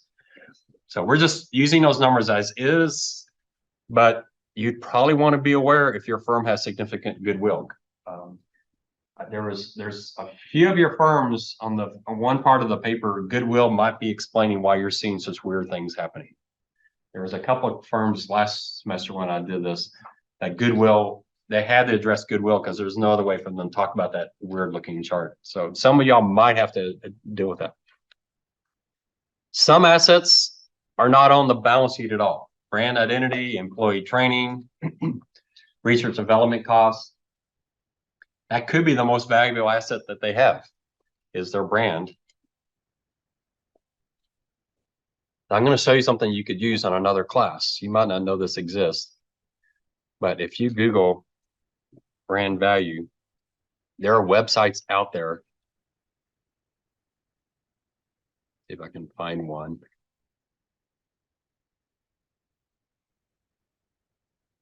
don't see it yet, but there are firms out there that actually calculate brand value. Just can't remember their names. I'll have to show y'all. I'll have to get y'all the, there's two of them in particular, but I'm not seeing them here. But there's two big firms who actually try to figure out the value of a brand. And the way they do it, it's really subjective. Is let's take Apple. Apple has a great brand identity, right? So what they say is, okay, Apple, because of your brand identity, you get to charge an extra 20% for your phone. But it costs you an extra 10% to create that. So what they do is they take the difference in the extra revenue they get minus the extra costs, and they take that for all of eternity, and the present value of that is the brand value. How much more they can charge than everybody else because they have that brand value. People are willing to spend a little bit more because you have the brand identity, and that's what they do. The biggest brands out there are like Google and Apple. Coca-Cola usually makes the list. Well, I wish I could find it, but I can't remember the name of it, but I've got it in my notes. And so, oh, there's one. Interbrand. There's one right there. Interbrand. Some of y'all might, I love when students do a little extra in this project. Some of y'all might go out and look at the brand identity on your company just to see what it would be. As Interbrand, there it is right there. Inter, not intra, Interbrand. Best brands of 2023. Here's the report. So Apple, Microsoft, Apple's brand value is $502 billion. This is a $3 billion company. 500 billion of that is their brand identity. That what they get to make extra as people recognize them. Microsoft, Amazon, Google, Samsung, BMW, Nike, Coca-Cola. Coca-Cola is only 58 billion. Coca-Cola might be the most recognized brand in the world, but they don't get to charge an extra $1 for a Coke. In fact, you go to the vending machine, Pepsi and Coke, they're all the same. So how much more are you willing to pay for a Coca-Cola versus a Pepsi? That's what they're asking. And none of y'all buy sodas anymore anyway. So I don't even know what this is HEB. So McDonald's, $50 billion, Tesla, $50 billion. Tesla, you would think would have a brand value. They get to charge more for their cars. They have some. So anyway, and there's one other besides Interbrand, but I can't remember the name of it. It'd probably come up here pretty quick because I'm getting close. But so don't forget sites like that, because you might have a class that could be really quite insightful. You get into a brand discussion, like in the marketing class. I don't know, y'all talk about brand and marketing, brand identity, brand promotion. You might bring up Interbrand in that class. Say, well, let's look at it and see. You might disagree with them. One thing I like, because there's these two big players that do it, is to compare them to each other and see how different the valuations are. All right, employee training. You might spend $1 million training your employees. Accountants say what they have is value out into the future. That's an asset. But in employee training, you may train your employees and it might have 5 years of value to you, but accountants say, no, just expense it all. Don't make that an asset, just expense it all. So you don't get that. Research and develop is very, very interesting for some of your firms. Pharmaceuticals obviously would be an important one. I can't remember the accounting rules in research and development because I haven't worked for a firm that has to do that. The rules have changed. But are there firms that when they do research and development, they get to put that on their balance sheet as an asset? Or do you expense it all? That's an important concept. You've got a firm like a pharmaceutical that's spending not millions, but billions on new drugs. You want to know how that's accounted for. Is it all expensed, or does some of it actually go into the balance sheet? And there's some pretty important drugs coming out. I don't know if I've been following. What is the weight loss drug? I mean, that's the big one, right? You can't get much better than that drug, because if people use it, it works. And if they stop using, they lose everything they gain. And it costs what, $14,000 a year? That sounds like the ideal drug if I'm a pharmaceutical.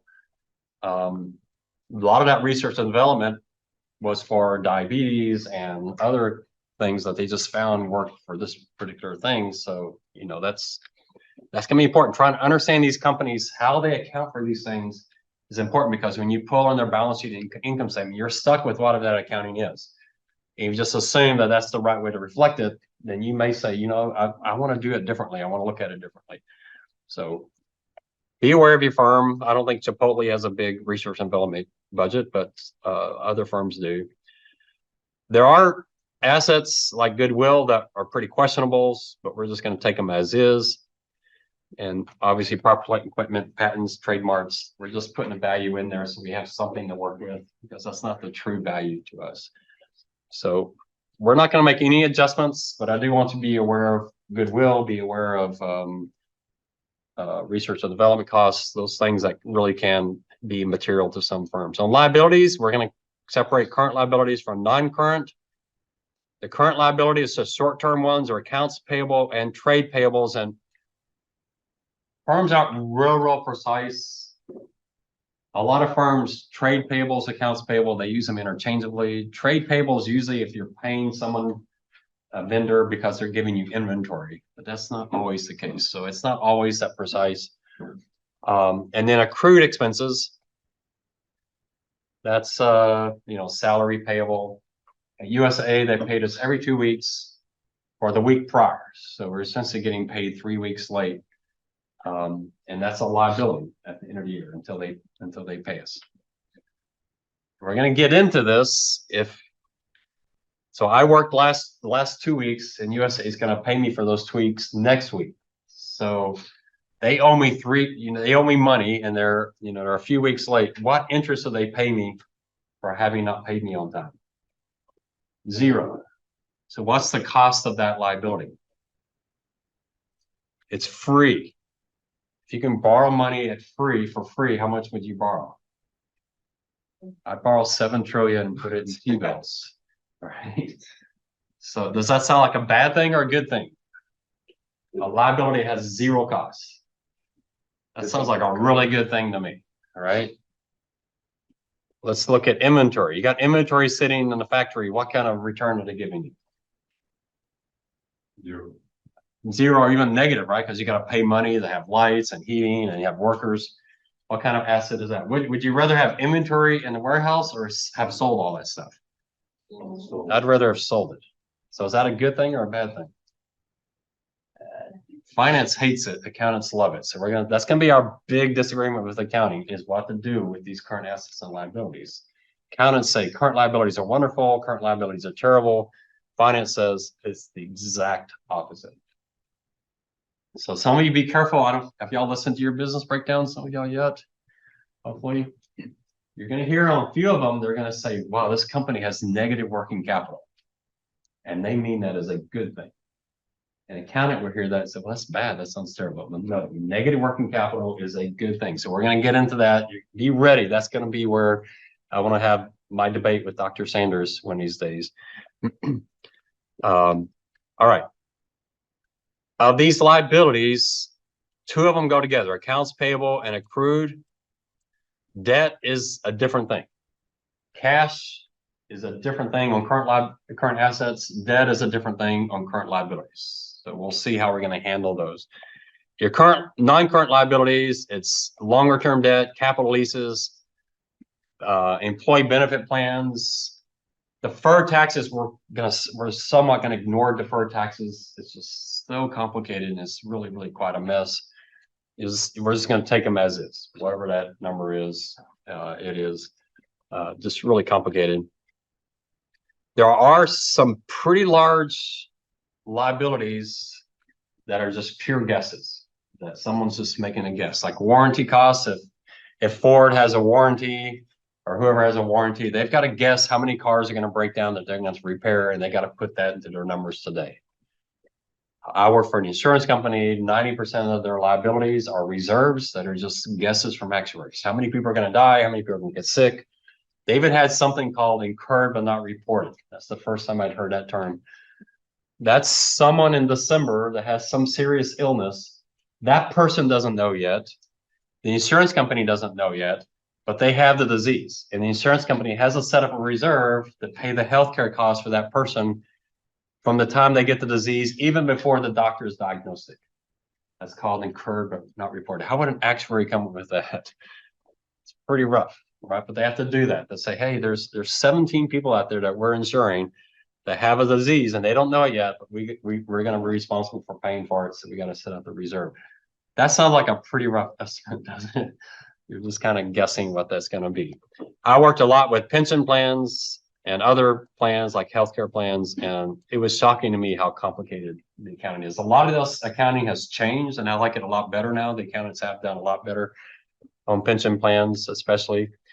Most firms don't have pension plans, but some of the old school, Boeing, Ford, GM, they have massive, massive benefit plans, and you have to take that in consideration. They can be, the accounting change that they did several years ago, GM had to write off $25 billion in one quarter. It was funny because the price to earning ratio of the S&P jumped that quarter because that one charge off by GM dropped the earnings of the S&P so much that the PE ratios shot up. And we'll talk a little bit more about PE ratios.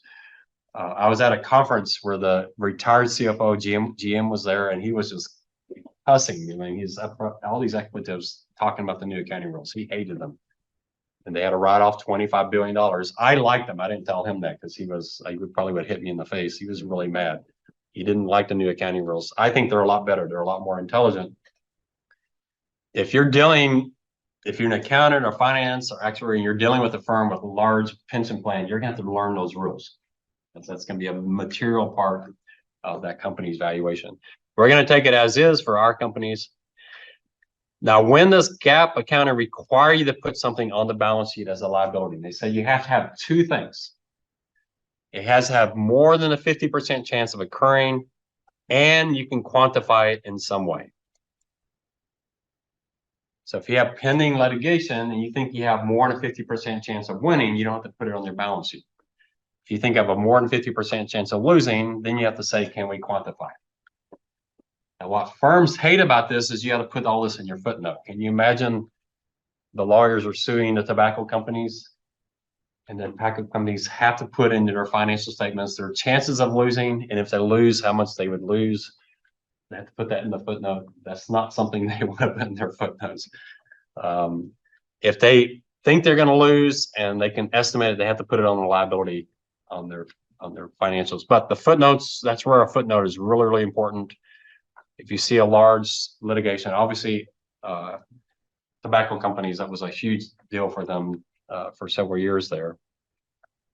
Another company, there's a company called CNA, which is an insurance company. They were insuring asbestos claims. Have you heard of asbestos? Yeah, kind of post-asbestos, but asbestos claims, billions and billions of dollars. They had to make an estimate.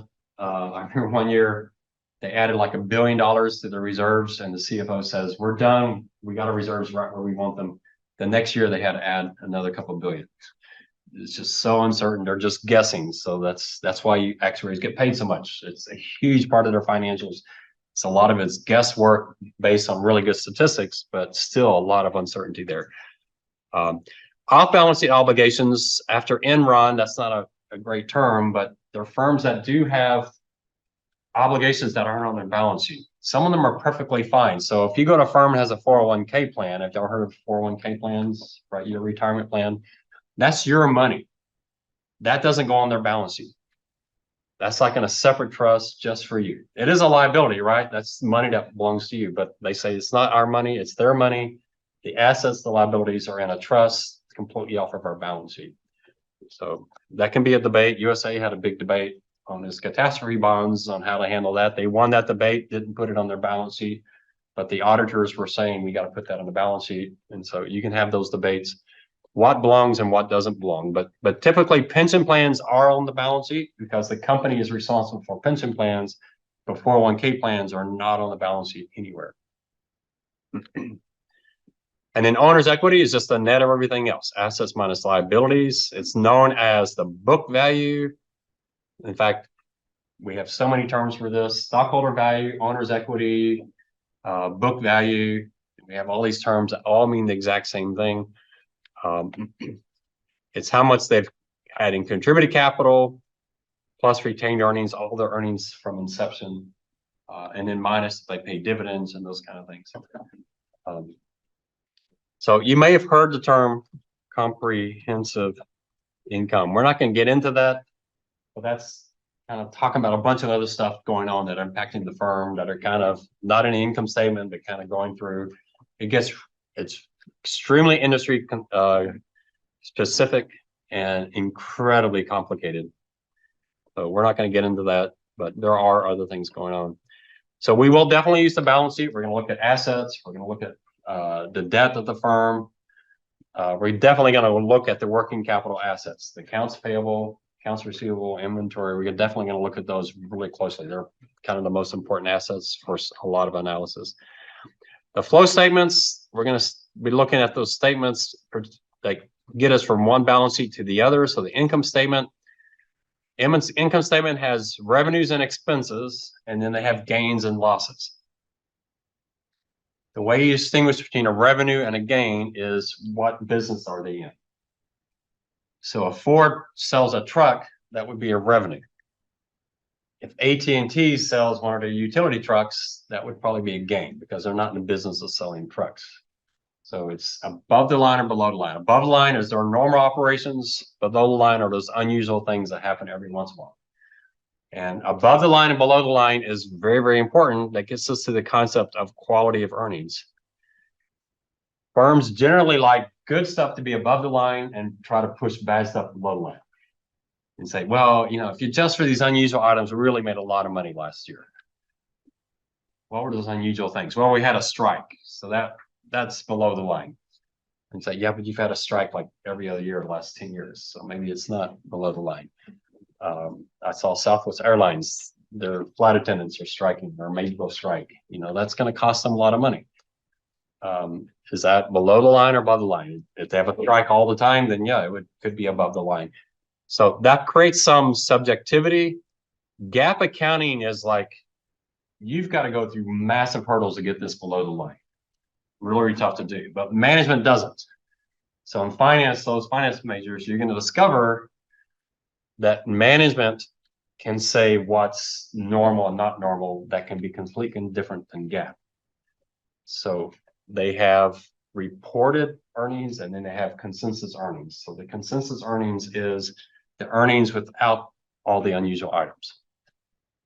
That can be very different than GAAP accounting. GAAP accounting doesn't really let you might have learned in GAAP accounting, you have something called unusual items, but the rules on that are so strict, it's really hard to get things below the line. But in finance outside of GAAP earnings, we do actually push a lot of stuff below the line.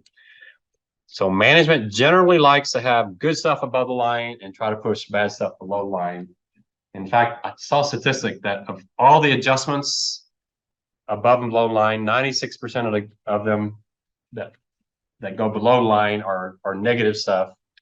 You would think if it's on unusual items, you'd have just as many positive as negative, but there's definitely a management incentive to make the books look rosy. And then income smoothing, do firms do that? Absolutely.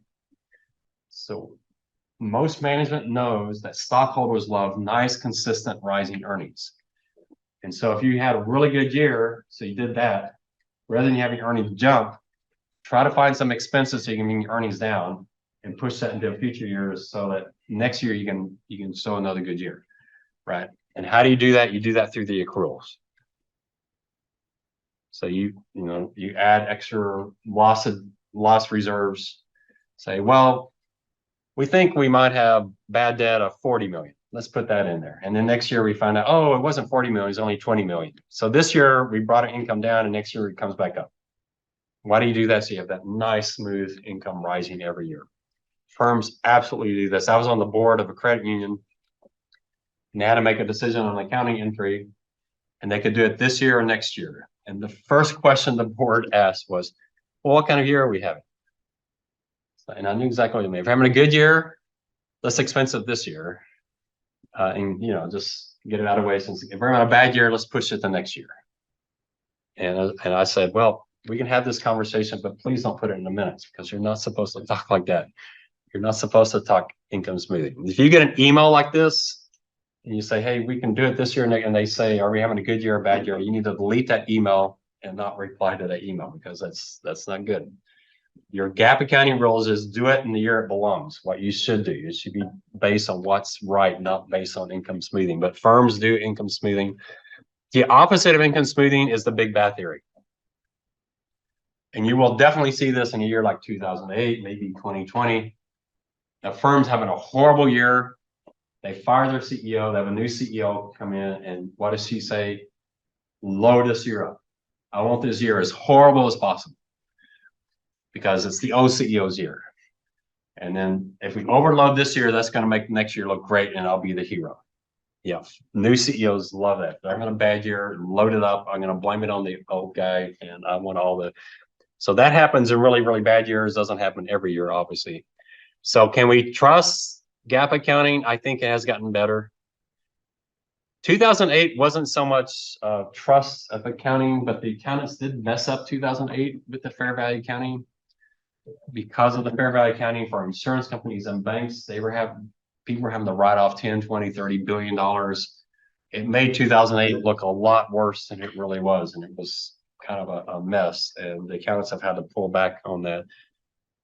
I do think accounting is much more trustworthy than it has been in a long, long time. So the accountants are doing better on that. But management does have incentives. So you just have to realize management does have some play. You might say, well, what about the external auditors? Aren't they going to push back on that? Yeah, but there's some play going on here. Any of y'all want to work for an audit firm? Is that your goal as an accountant? Be interesting. So I don't like, there was the big 8 when I was in college. I think we're down to what, the big 3 now. I can't even remember. So one thing I recommend, if you work for an audit firm, try your hardest to learn the company that you're auditing. I had one student who worked for an audit firm. He said, I'm going to do it. And I talked to him. He says, I tried so hard, but they wouldn't let me. They said, just fill in the work papers. I couldn't ask questions. No one wanted to talk to me. So you have to try your best. So I had the guy that was auditing me at USAA, and he was there 3 years. After 3 years, he knew nothing about insurance, and he was auditing an insurance company. He was just filling in the paperwork, and I knew all this insurance because I was working for the company. So if you work for, so Peyton, if you work for an audit firm, you know, it's extra time, but just if there's a way you can ask them, well, why do y'all do it like this? You know, learn that firm, because, you know, USA will pay a lot to a big 3 audit, you know, partner to come work as CFO or whatever in the firm, but you better know the company and have gotten some benefit out of that. It's tough because you're so busy. It's year end, you got to get stuff done, and everybody's just so busy, no one wants to talk, but you got to try your best that you're not wasting all that time on that firm. All right, here's a really good book. I do recommend this for all accounting majors and finance majors. I won't say the guy's name because I'm not sure how to pronounce it, but I think he has an updated one too. So he's got a 4th edition. This is the 3rd edition. So he has a 4th edition. This guy had his own firm, and you could actually go to him and pay him money, give him your firm. And what he does is he does an assessment of all the accounting to see if there's maybe some funny business going on. If there's some creative accounting going on. But his book shows you how he does that. So I don't know how to look inside. Where's the look inside? Read sample Where do you see that? above the name. Right there. I want to find the there used to be, you could see the first few pages. Is the read sample is not audible? Well, we'll see. Okay, you're probably right. Okay, I should listen to you. All right, thanks. All right, so what he's trying to do is help you figure out what management is doing to lie. And what he says is really important is if management is cooking the books, which statement do you think they want to cook? Balance sheet, income statement, or cash flow statement? Which one do you think they try to cook the most? Cook the most, like audit. Try to make it look better than it really is. Income statement. Income statement, yeah. So what Howard says is if they cook the books on the income statement, they've got to mess up one of the other statements, either the balance sheet, balance statement, balance sheet, or the cash flow statement. And he says you can figure out they're doing something wrong because you get this inconsistent between the statements. And here's what he says: shenanigan number 1 is recording revenue too soon. Record revenue too soon. Probably what you're going to have to do is bump up accounts receivable. And you'll notice that accounts receivable used to be 2% of sales, now it's suddenly 17% of sales. You go, okay, what happened? That's how he says you can figure out these things are going. One thing I love about this book is he gives examples. And there's some pretty incredible examples of management cooking in the books. Pretty, some of them are almost laughable. Recording bogus revenue. That's what Enron did. Enron figured out a way to borrow money and classify it as revenue. That's pretty creative accounting, you have to admit.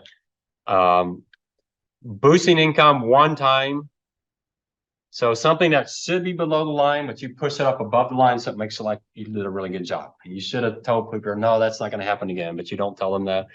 Shifting current expenses to a later period. Why? To make this period look good, but you should have recorded it this period. I remember the CEO of a major Texas bank was at UTSA, and he was bragging. No, it was the CFO. CFO was bragging about how their earnings every single quarter has been going higher and higher and higher. They never had to go down. I'm thinking that's a lot of pressure on your accountants. You're giving your company an incentive to do some shenanigans. You don't want to brag about we never have our income. No, what bank is going to go 20, 30 years without income dropping 1 year? It's going to happen. And if you brag about that, you're kind of setting yourself up for the fall. That bank doesn't exist anymore. Employing other techniques to hide expenses, shifting current income to a later period. Why would you do that? That's that smoothing. You're having a great year this year, so let's shift some of our income the next year to help that year out. Shifting future expenses to the current period, same kind of thing. You're having a great year.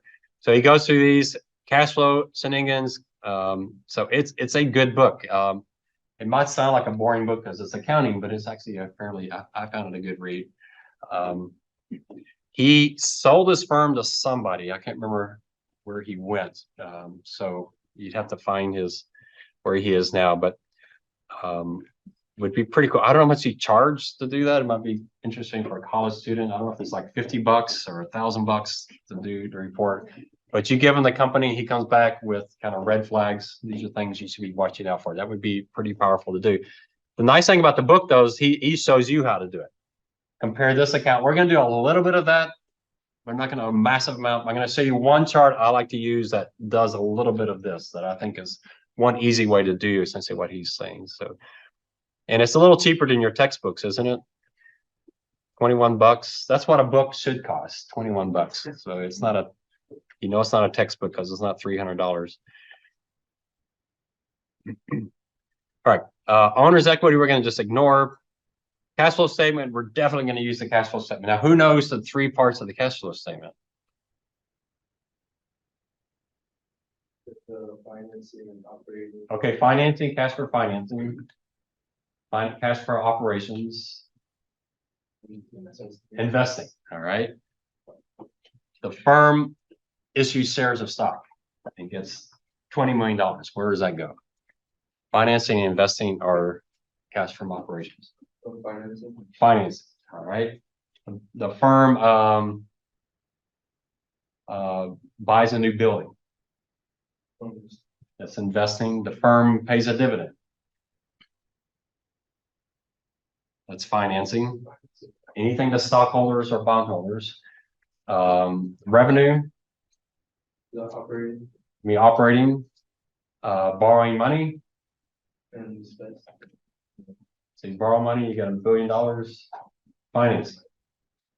So if you pay dividends, that's financing. You issue stock, that's financing. You borrow money, that's financing. If you pay interest on debt, should be financing. Unfortunately, the accountants have gotten this wrong and they put it under cash from operations. That's one of the big mistakes they've made. I don't know why they don't fix it, but shouldn't interest expense be financing? I mean, it's kind of almost obvious that it should, but for some reason that's under cash from operations. Those finance majors, if you take the CFA exam, that's one of the things they tell you to adjust. You should move interest expense from CFO, from cash from operations, and move it down to financing.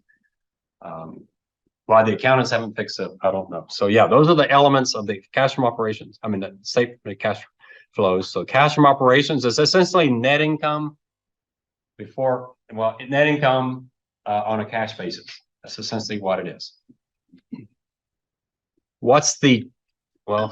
I'm kind of testing y'all doing pretty well. You're remembering stuff from accounting is good. So what do you think are the two of the biggest differences between cash from operations and net income. I know you don't know a couple of these. Is cash from operations gonna be before any, any like expenses or anything that takes away from it, or is it? Well, it's expenses. Isn't What expense is in net income, comes out of net income, but doesn't come out of cash from operations? What's an expense that's not a cash expense? It's an expense, but there's no cash involved. Depreciation. Depreciation, right? You add depreciation back to CFO. Right? What's the second biggest one where we're gonna spend a lot of time on? Working capital. Inventories, accounts receivable, accounts payable. That's the big one. That's one we're gonna spend quite a bit of time on. So those are the two biggest. Now, you may have some others, and this is where, Capital IQ is wonderful, because Capital IQ, if you've got it loaded on their website as well, and you see something that's out of line, you can click on it and it takes you to the annual report right where that thing is. I mean, it's pretty amazing. That's why I say Capital IQ is a wonderful thing. You're like, why did this thing jump 50 million? You can click on it and it takes you right there. So for the most part, capital operations, the main difference should be depreciation and working capital. If it's something else, what else could it be? There's two things you might see that we're kind of going to ignore. One is the pension plan. If you have a pension plan, if you make a major contribution to a pension plan, that's something that hits cash from operations, but doesn't really go through net income. So it can cause a big difference. Another one is if you sell another entity and you have a big gain or loss, that has a big impact. And we might talk about that when you see those. So there's a couple of things. And the reason those are important is when you're writing your paper one, you might say, wow, CFO should be higher net income, but it's lower. Well, it might be because I made a big pension contribution. So you're looking at it, trying to figure it out. There's another thing going on. How do you figure that out? Well, the easiest way to figure that out is to go to their detailed cash from operations and try to find some line item that's just really huge all of a sudden, and go see what that is. If it's not depreciation or working capital, is there a third thing? So everything's pretty small except for working capital and depreciation, and suddenly in 1 year there's a $40 million item there. Go see what that is. It could be a realized gain, realized loss, pension. So you can figure it out pretty quickly. The struggle is going to be like with me with Walmart. You can see Walmart has one of these things. I figured out what the problem was. I found the footnote. I read the footnote and it was in Greek. So, and I don't speak Greek. I couldn't figure out what they were saying. It was some big transaction they did. If I spent another 20 hours, I'll probably get figured it out. I spent another 20 minutes and said, forget it. It's not worth my time. You have the same option. It's just say more research is needed. There's obviously something else. So I'm not looking for you to answer every single question. I'm looking for you to be able to say logically, there's something else going on here that everything's not lining up. And that's going to be true for at least in one place in your paper somewhere. All right. So our big focus is going to be change and working capital. That's going to be a huge, huge issue for us. Financing activities, it's anything with stockholders and bondholders, with the exception of interest expense. That's the one thing that is not there. And then, have you heard the term CapEx? So capital expenditures, that's those things they're spending for property, plant, and equipment, CapEx. Now, in this class, we won't get too much into it, but finance majors, they spend a lot of time figuring out what is the CapEx of this firm? What are they spending money on? What is NVIDIA spending CapEx on? What is Intel? Intel builds these massive fabrication plants, billion-dollar plants. What does Walmart spend its CapEx on? Is it new buildings? So CapEx is really important. Where do they spend their money? What are they buying with that?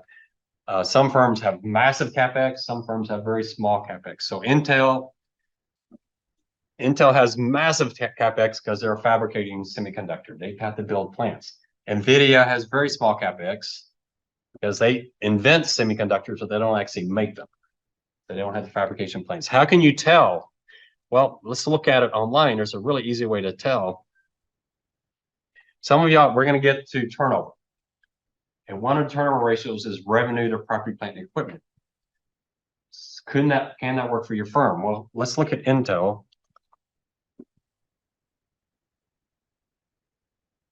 On their balance sheet and look at their property, plant, and equipment. It's $81 billion. It's almost half their assets. they have a lot of property, plant, and equipment.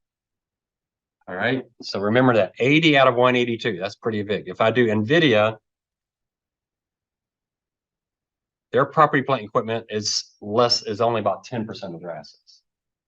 For Intel, I might use revenue to property, plant, and equipment because that's an important part of the business. NVIDIA, I wouldn't do that. All right, we're going to see when we get into turnover. NVIDIA, I probably use revenue per employee, but we'll get into which one you're supposed to use.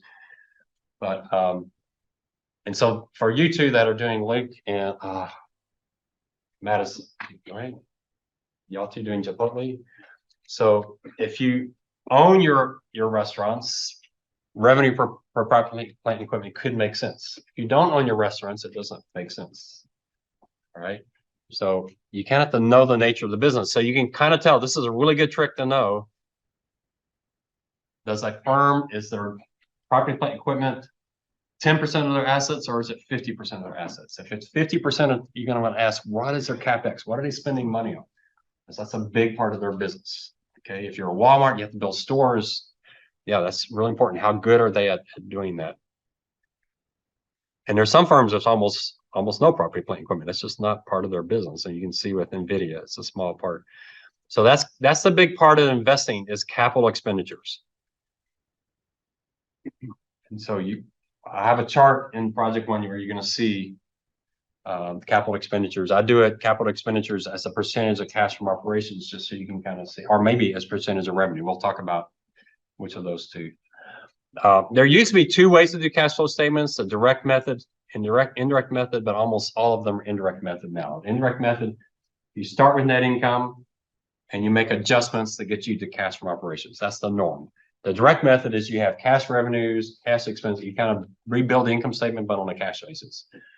At USAA, we kind of settled in. The indirect method is the most common because it's the easiest. Direct method is really a bear to create. It's a lot of work. It's quite complicated. So which is the better number, cash from operations or net income? And the answer is yes. They're both useful for their own purposes at the right times. They're both good numbers. You might say cash would be better because it can't be as manipulated because you don't have accruals and all that thing. But cash is pretty easily manipulated because it's very time dependent. So if you have a $20 million expense, you could spend it on December 30th or on January 2nd. That one decision has a big impact on what year it goes in. With accrual accounting, if you do it on December, it comes in this year. If you do it in January, you accrue it to this year. So the problem is cash accounting, because it's cash, you can manipulate it just like the timing. The accrual should be more accurate, but because accruals have a lot of estimates, you have some room for fudging there as well. So they both have their problems. What I'm going to argue is when the two of them get out of sync, that's when you should be worried. When net income's shooting up, but cash from operations is not, you're going to ask, why is that? They should be related, all right? And that's the chart I'm going to be. If you see those two get out of whack, that's kind of the Howard, his financial shenanigans. The two should be consistent. If they're not, you want to ask the question, why not? It can be for a legitimate reason, but you want to at least look into it. We're not going to get into this in this class, but finance uses the phrase free cash flow. It's not the same thing as cash from operations, although it usually starts with that. Have y'all heard that term, free cash flow, before? I have a blog if you want to read it. Here's my blog on free cash flow. If finance majors, y'all all need to take Catapacum. Have y'all heard of Catapacum? He teaches the corporate finance class. He's a big guru on free cash flow. So what free cash flow means is it's not free because it doesn't cost you anything. What it means is it's free because management has decisions. So free cash flow is the cash management produces that they have a choice, whatever they want to do with. What is the choice they have? They could pay dividends. They can buy stock back. They could pay down debt. Most firms don't pay down debt. They borrow $500 million and it matures in 5 years. 5 years from now, they don't pay off the $500 million. They borrow $500 million to pay off the 500 and they just roll it forward. But if you have free cash flow, you can actually pay some of that debt down and not borrow it again. They could just put it in short-term investments. Who's doing that? Well, there's some firms doing that. Look at Apple. Apple has $61 billion in cash and $100 billion in short-term bonds. They have $166 billion sitting in cash. Why? Because they don't have a clue what to do with it. What do you do with $166 billion? They could just give it back to their stockholders, but they're not doing that. Their stockholders are asking, why aren't you doing that? So their stockholders are saying, do something with that money. Are you as a stockholder of Apple, or you're saying, hey, I'm investing in Apple because, man, they're really good at managing cash. They find these little mutual funds and they're making, 3% instead of 2.9. That's probably not why you're buying Apple. But they have $167 billion sitting in cash. Should they buy other companies? Yeah, but what are they going to buy? What firm would you want Apple to buy? Got GPT, should they buy OpenAI? Who knows? They should buy someone, but how long have they had this cash? Well, for 4 years. It's just been sitting there. Anybody else like that? Have you heard of Microsoft? Didn't take. Microsoft has $111 billion in cash. And another 9 billion, but over 100 billion. These firms are just sitting with cash. So they have a lot of free cash flow. They just haven't figured out what to do with it. They could buy their stock back. That could work. They could pay dividends, but they just haven't figured it out. And it's not like they're not buying companies. They are buying companies. They're just not buying enough to bring this down. And then the last one is property, plant, and equipment. You build new buildings, you expand overseas, whatever those kind of things are. If management has cash flows that allows them to do that, free cash flow, finance says that's a good company. That's the number one criteria for finance majors. We want firms that produce free cash flows that are growing fast. That's a great firm. You can't get free cash flow from the financial statements. It's a subjective number. You got to calculate.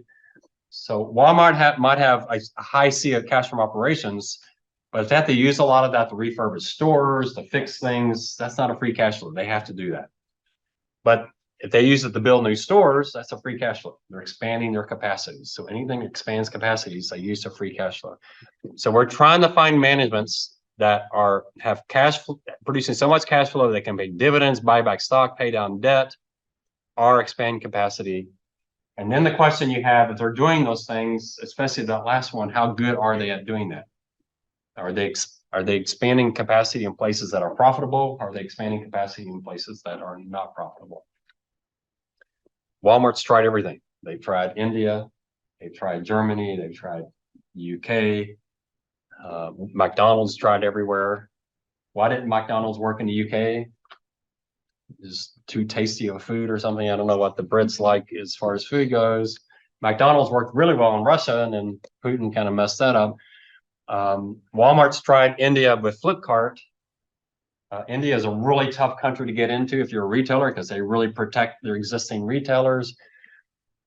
Yeah, if they're doing that, you're going to ask, okay, they're doing that expansion. That's good, but is that profitable? Is that going to work? So you got to ask those kind of questions. So CapEx is a really, really important one because if they're employing their free cash flow in the CapEx, then the question is, how good are they at doing that? How good of investors are they? Are they just throwing away money for the firm?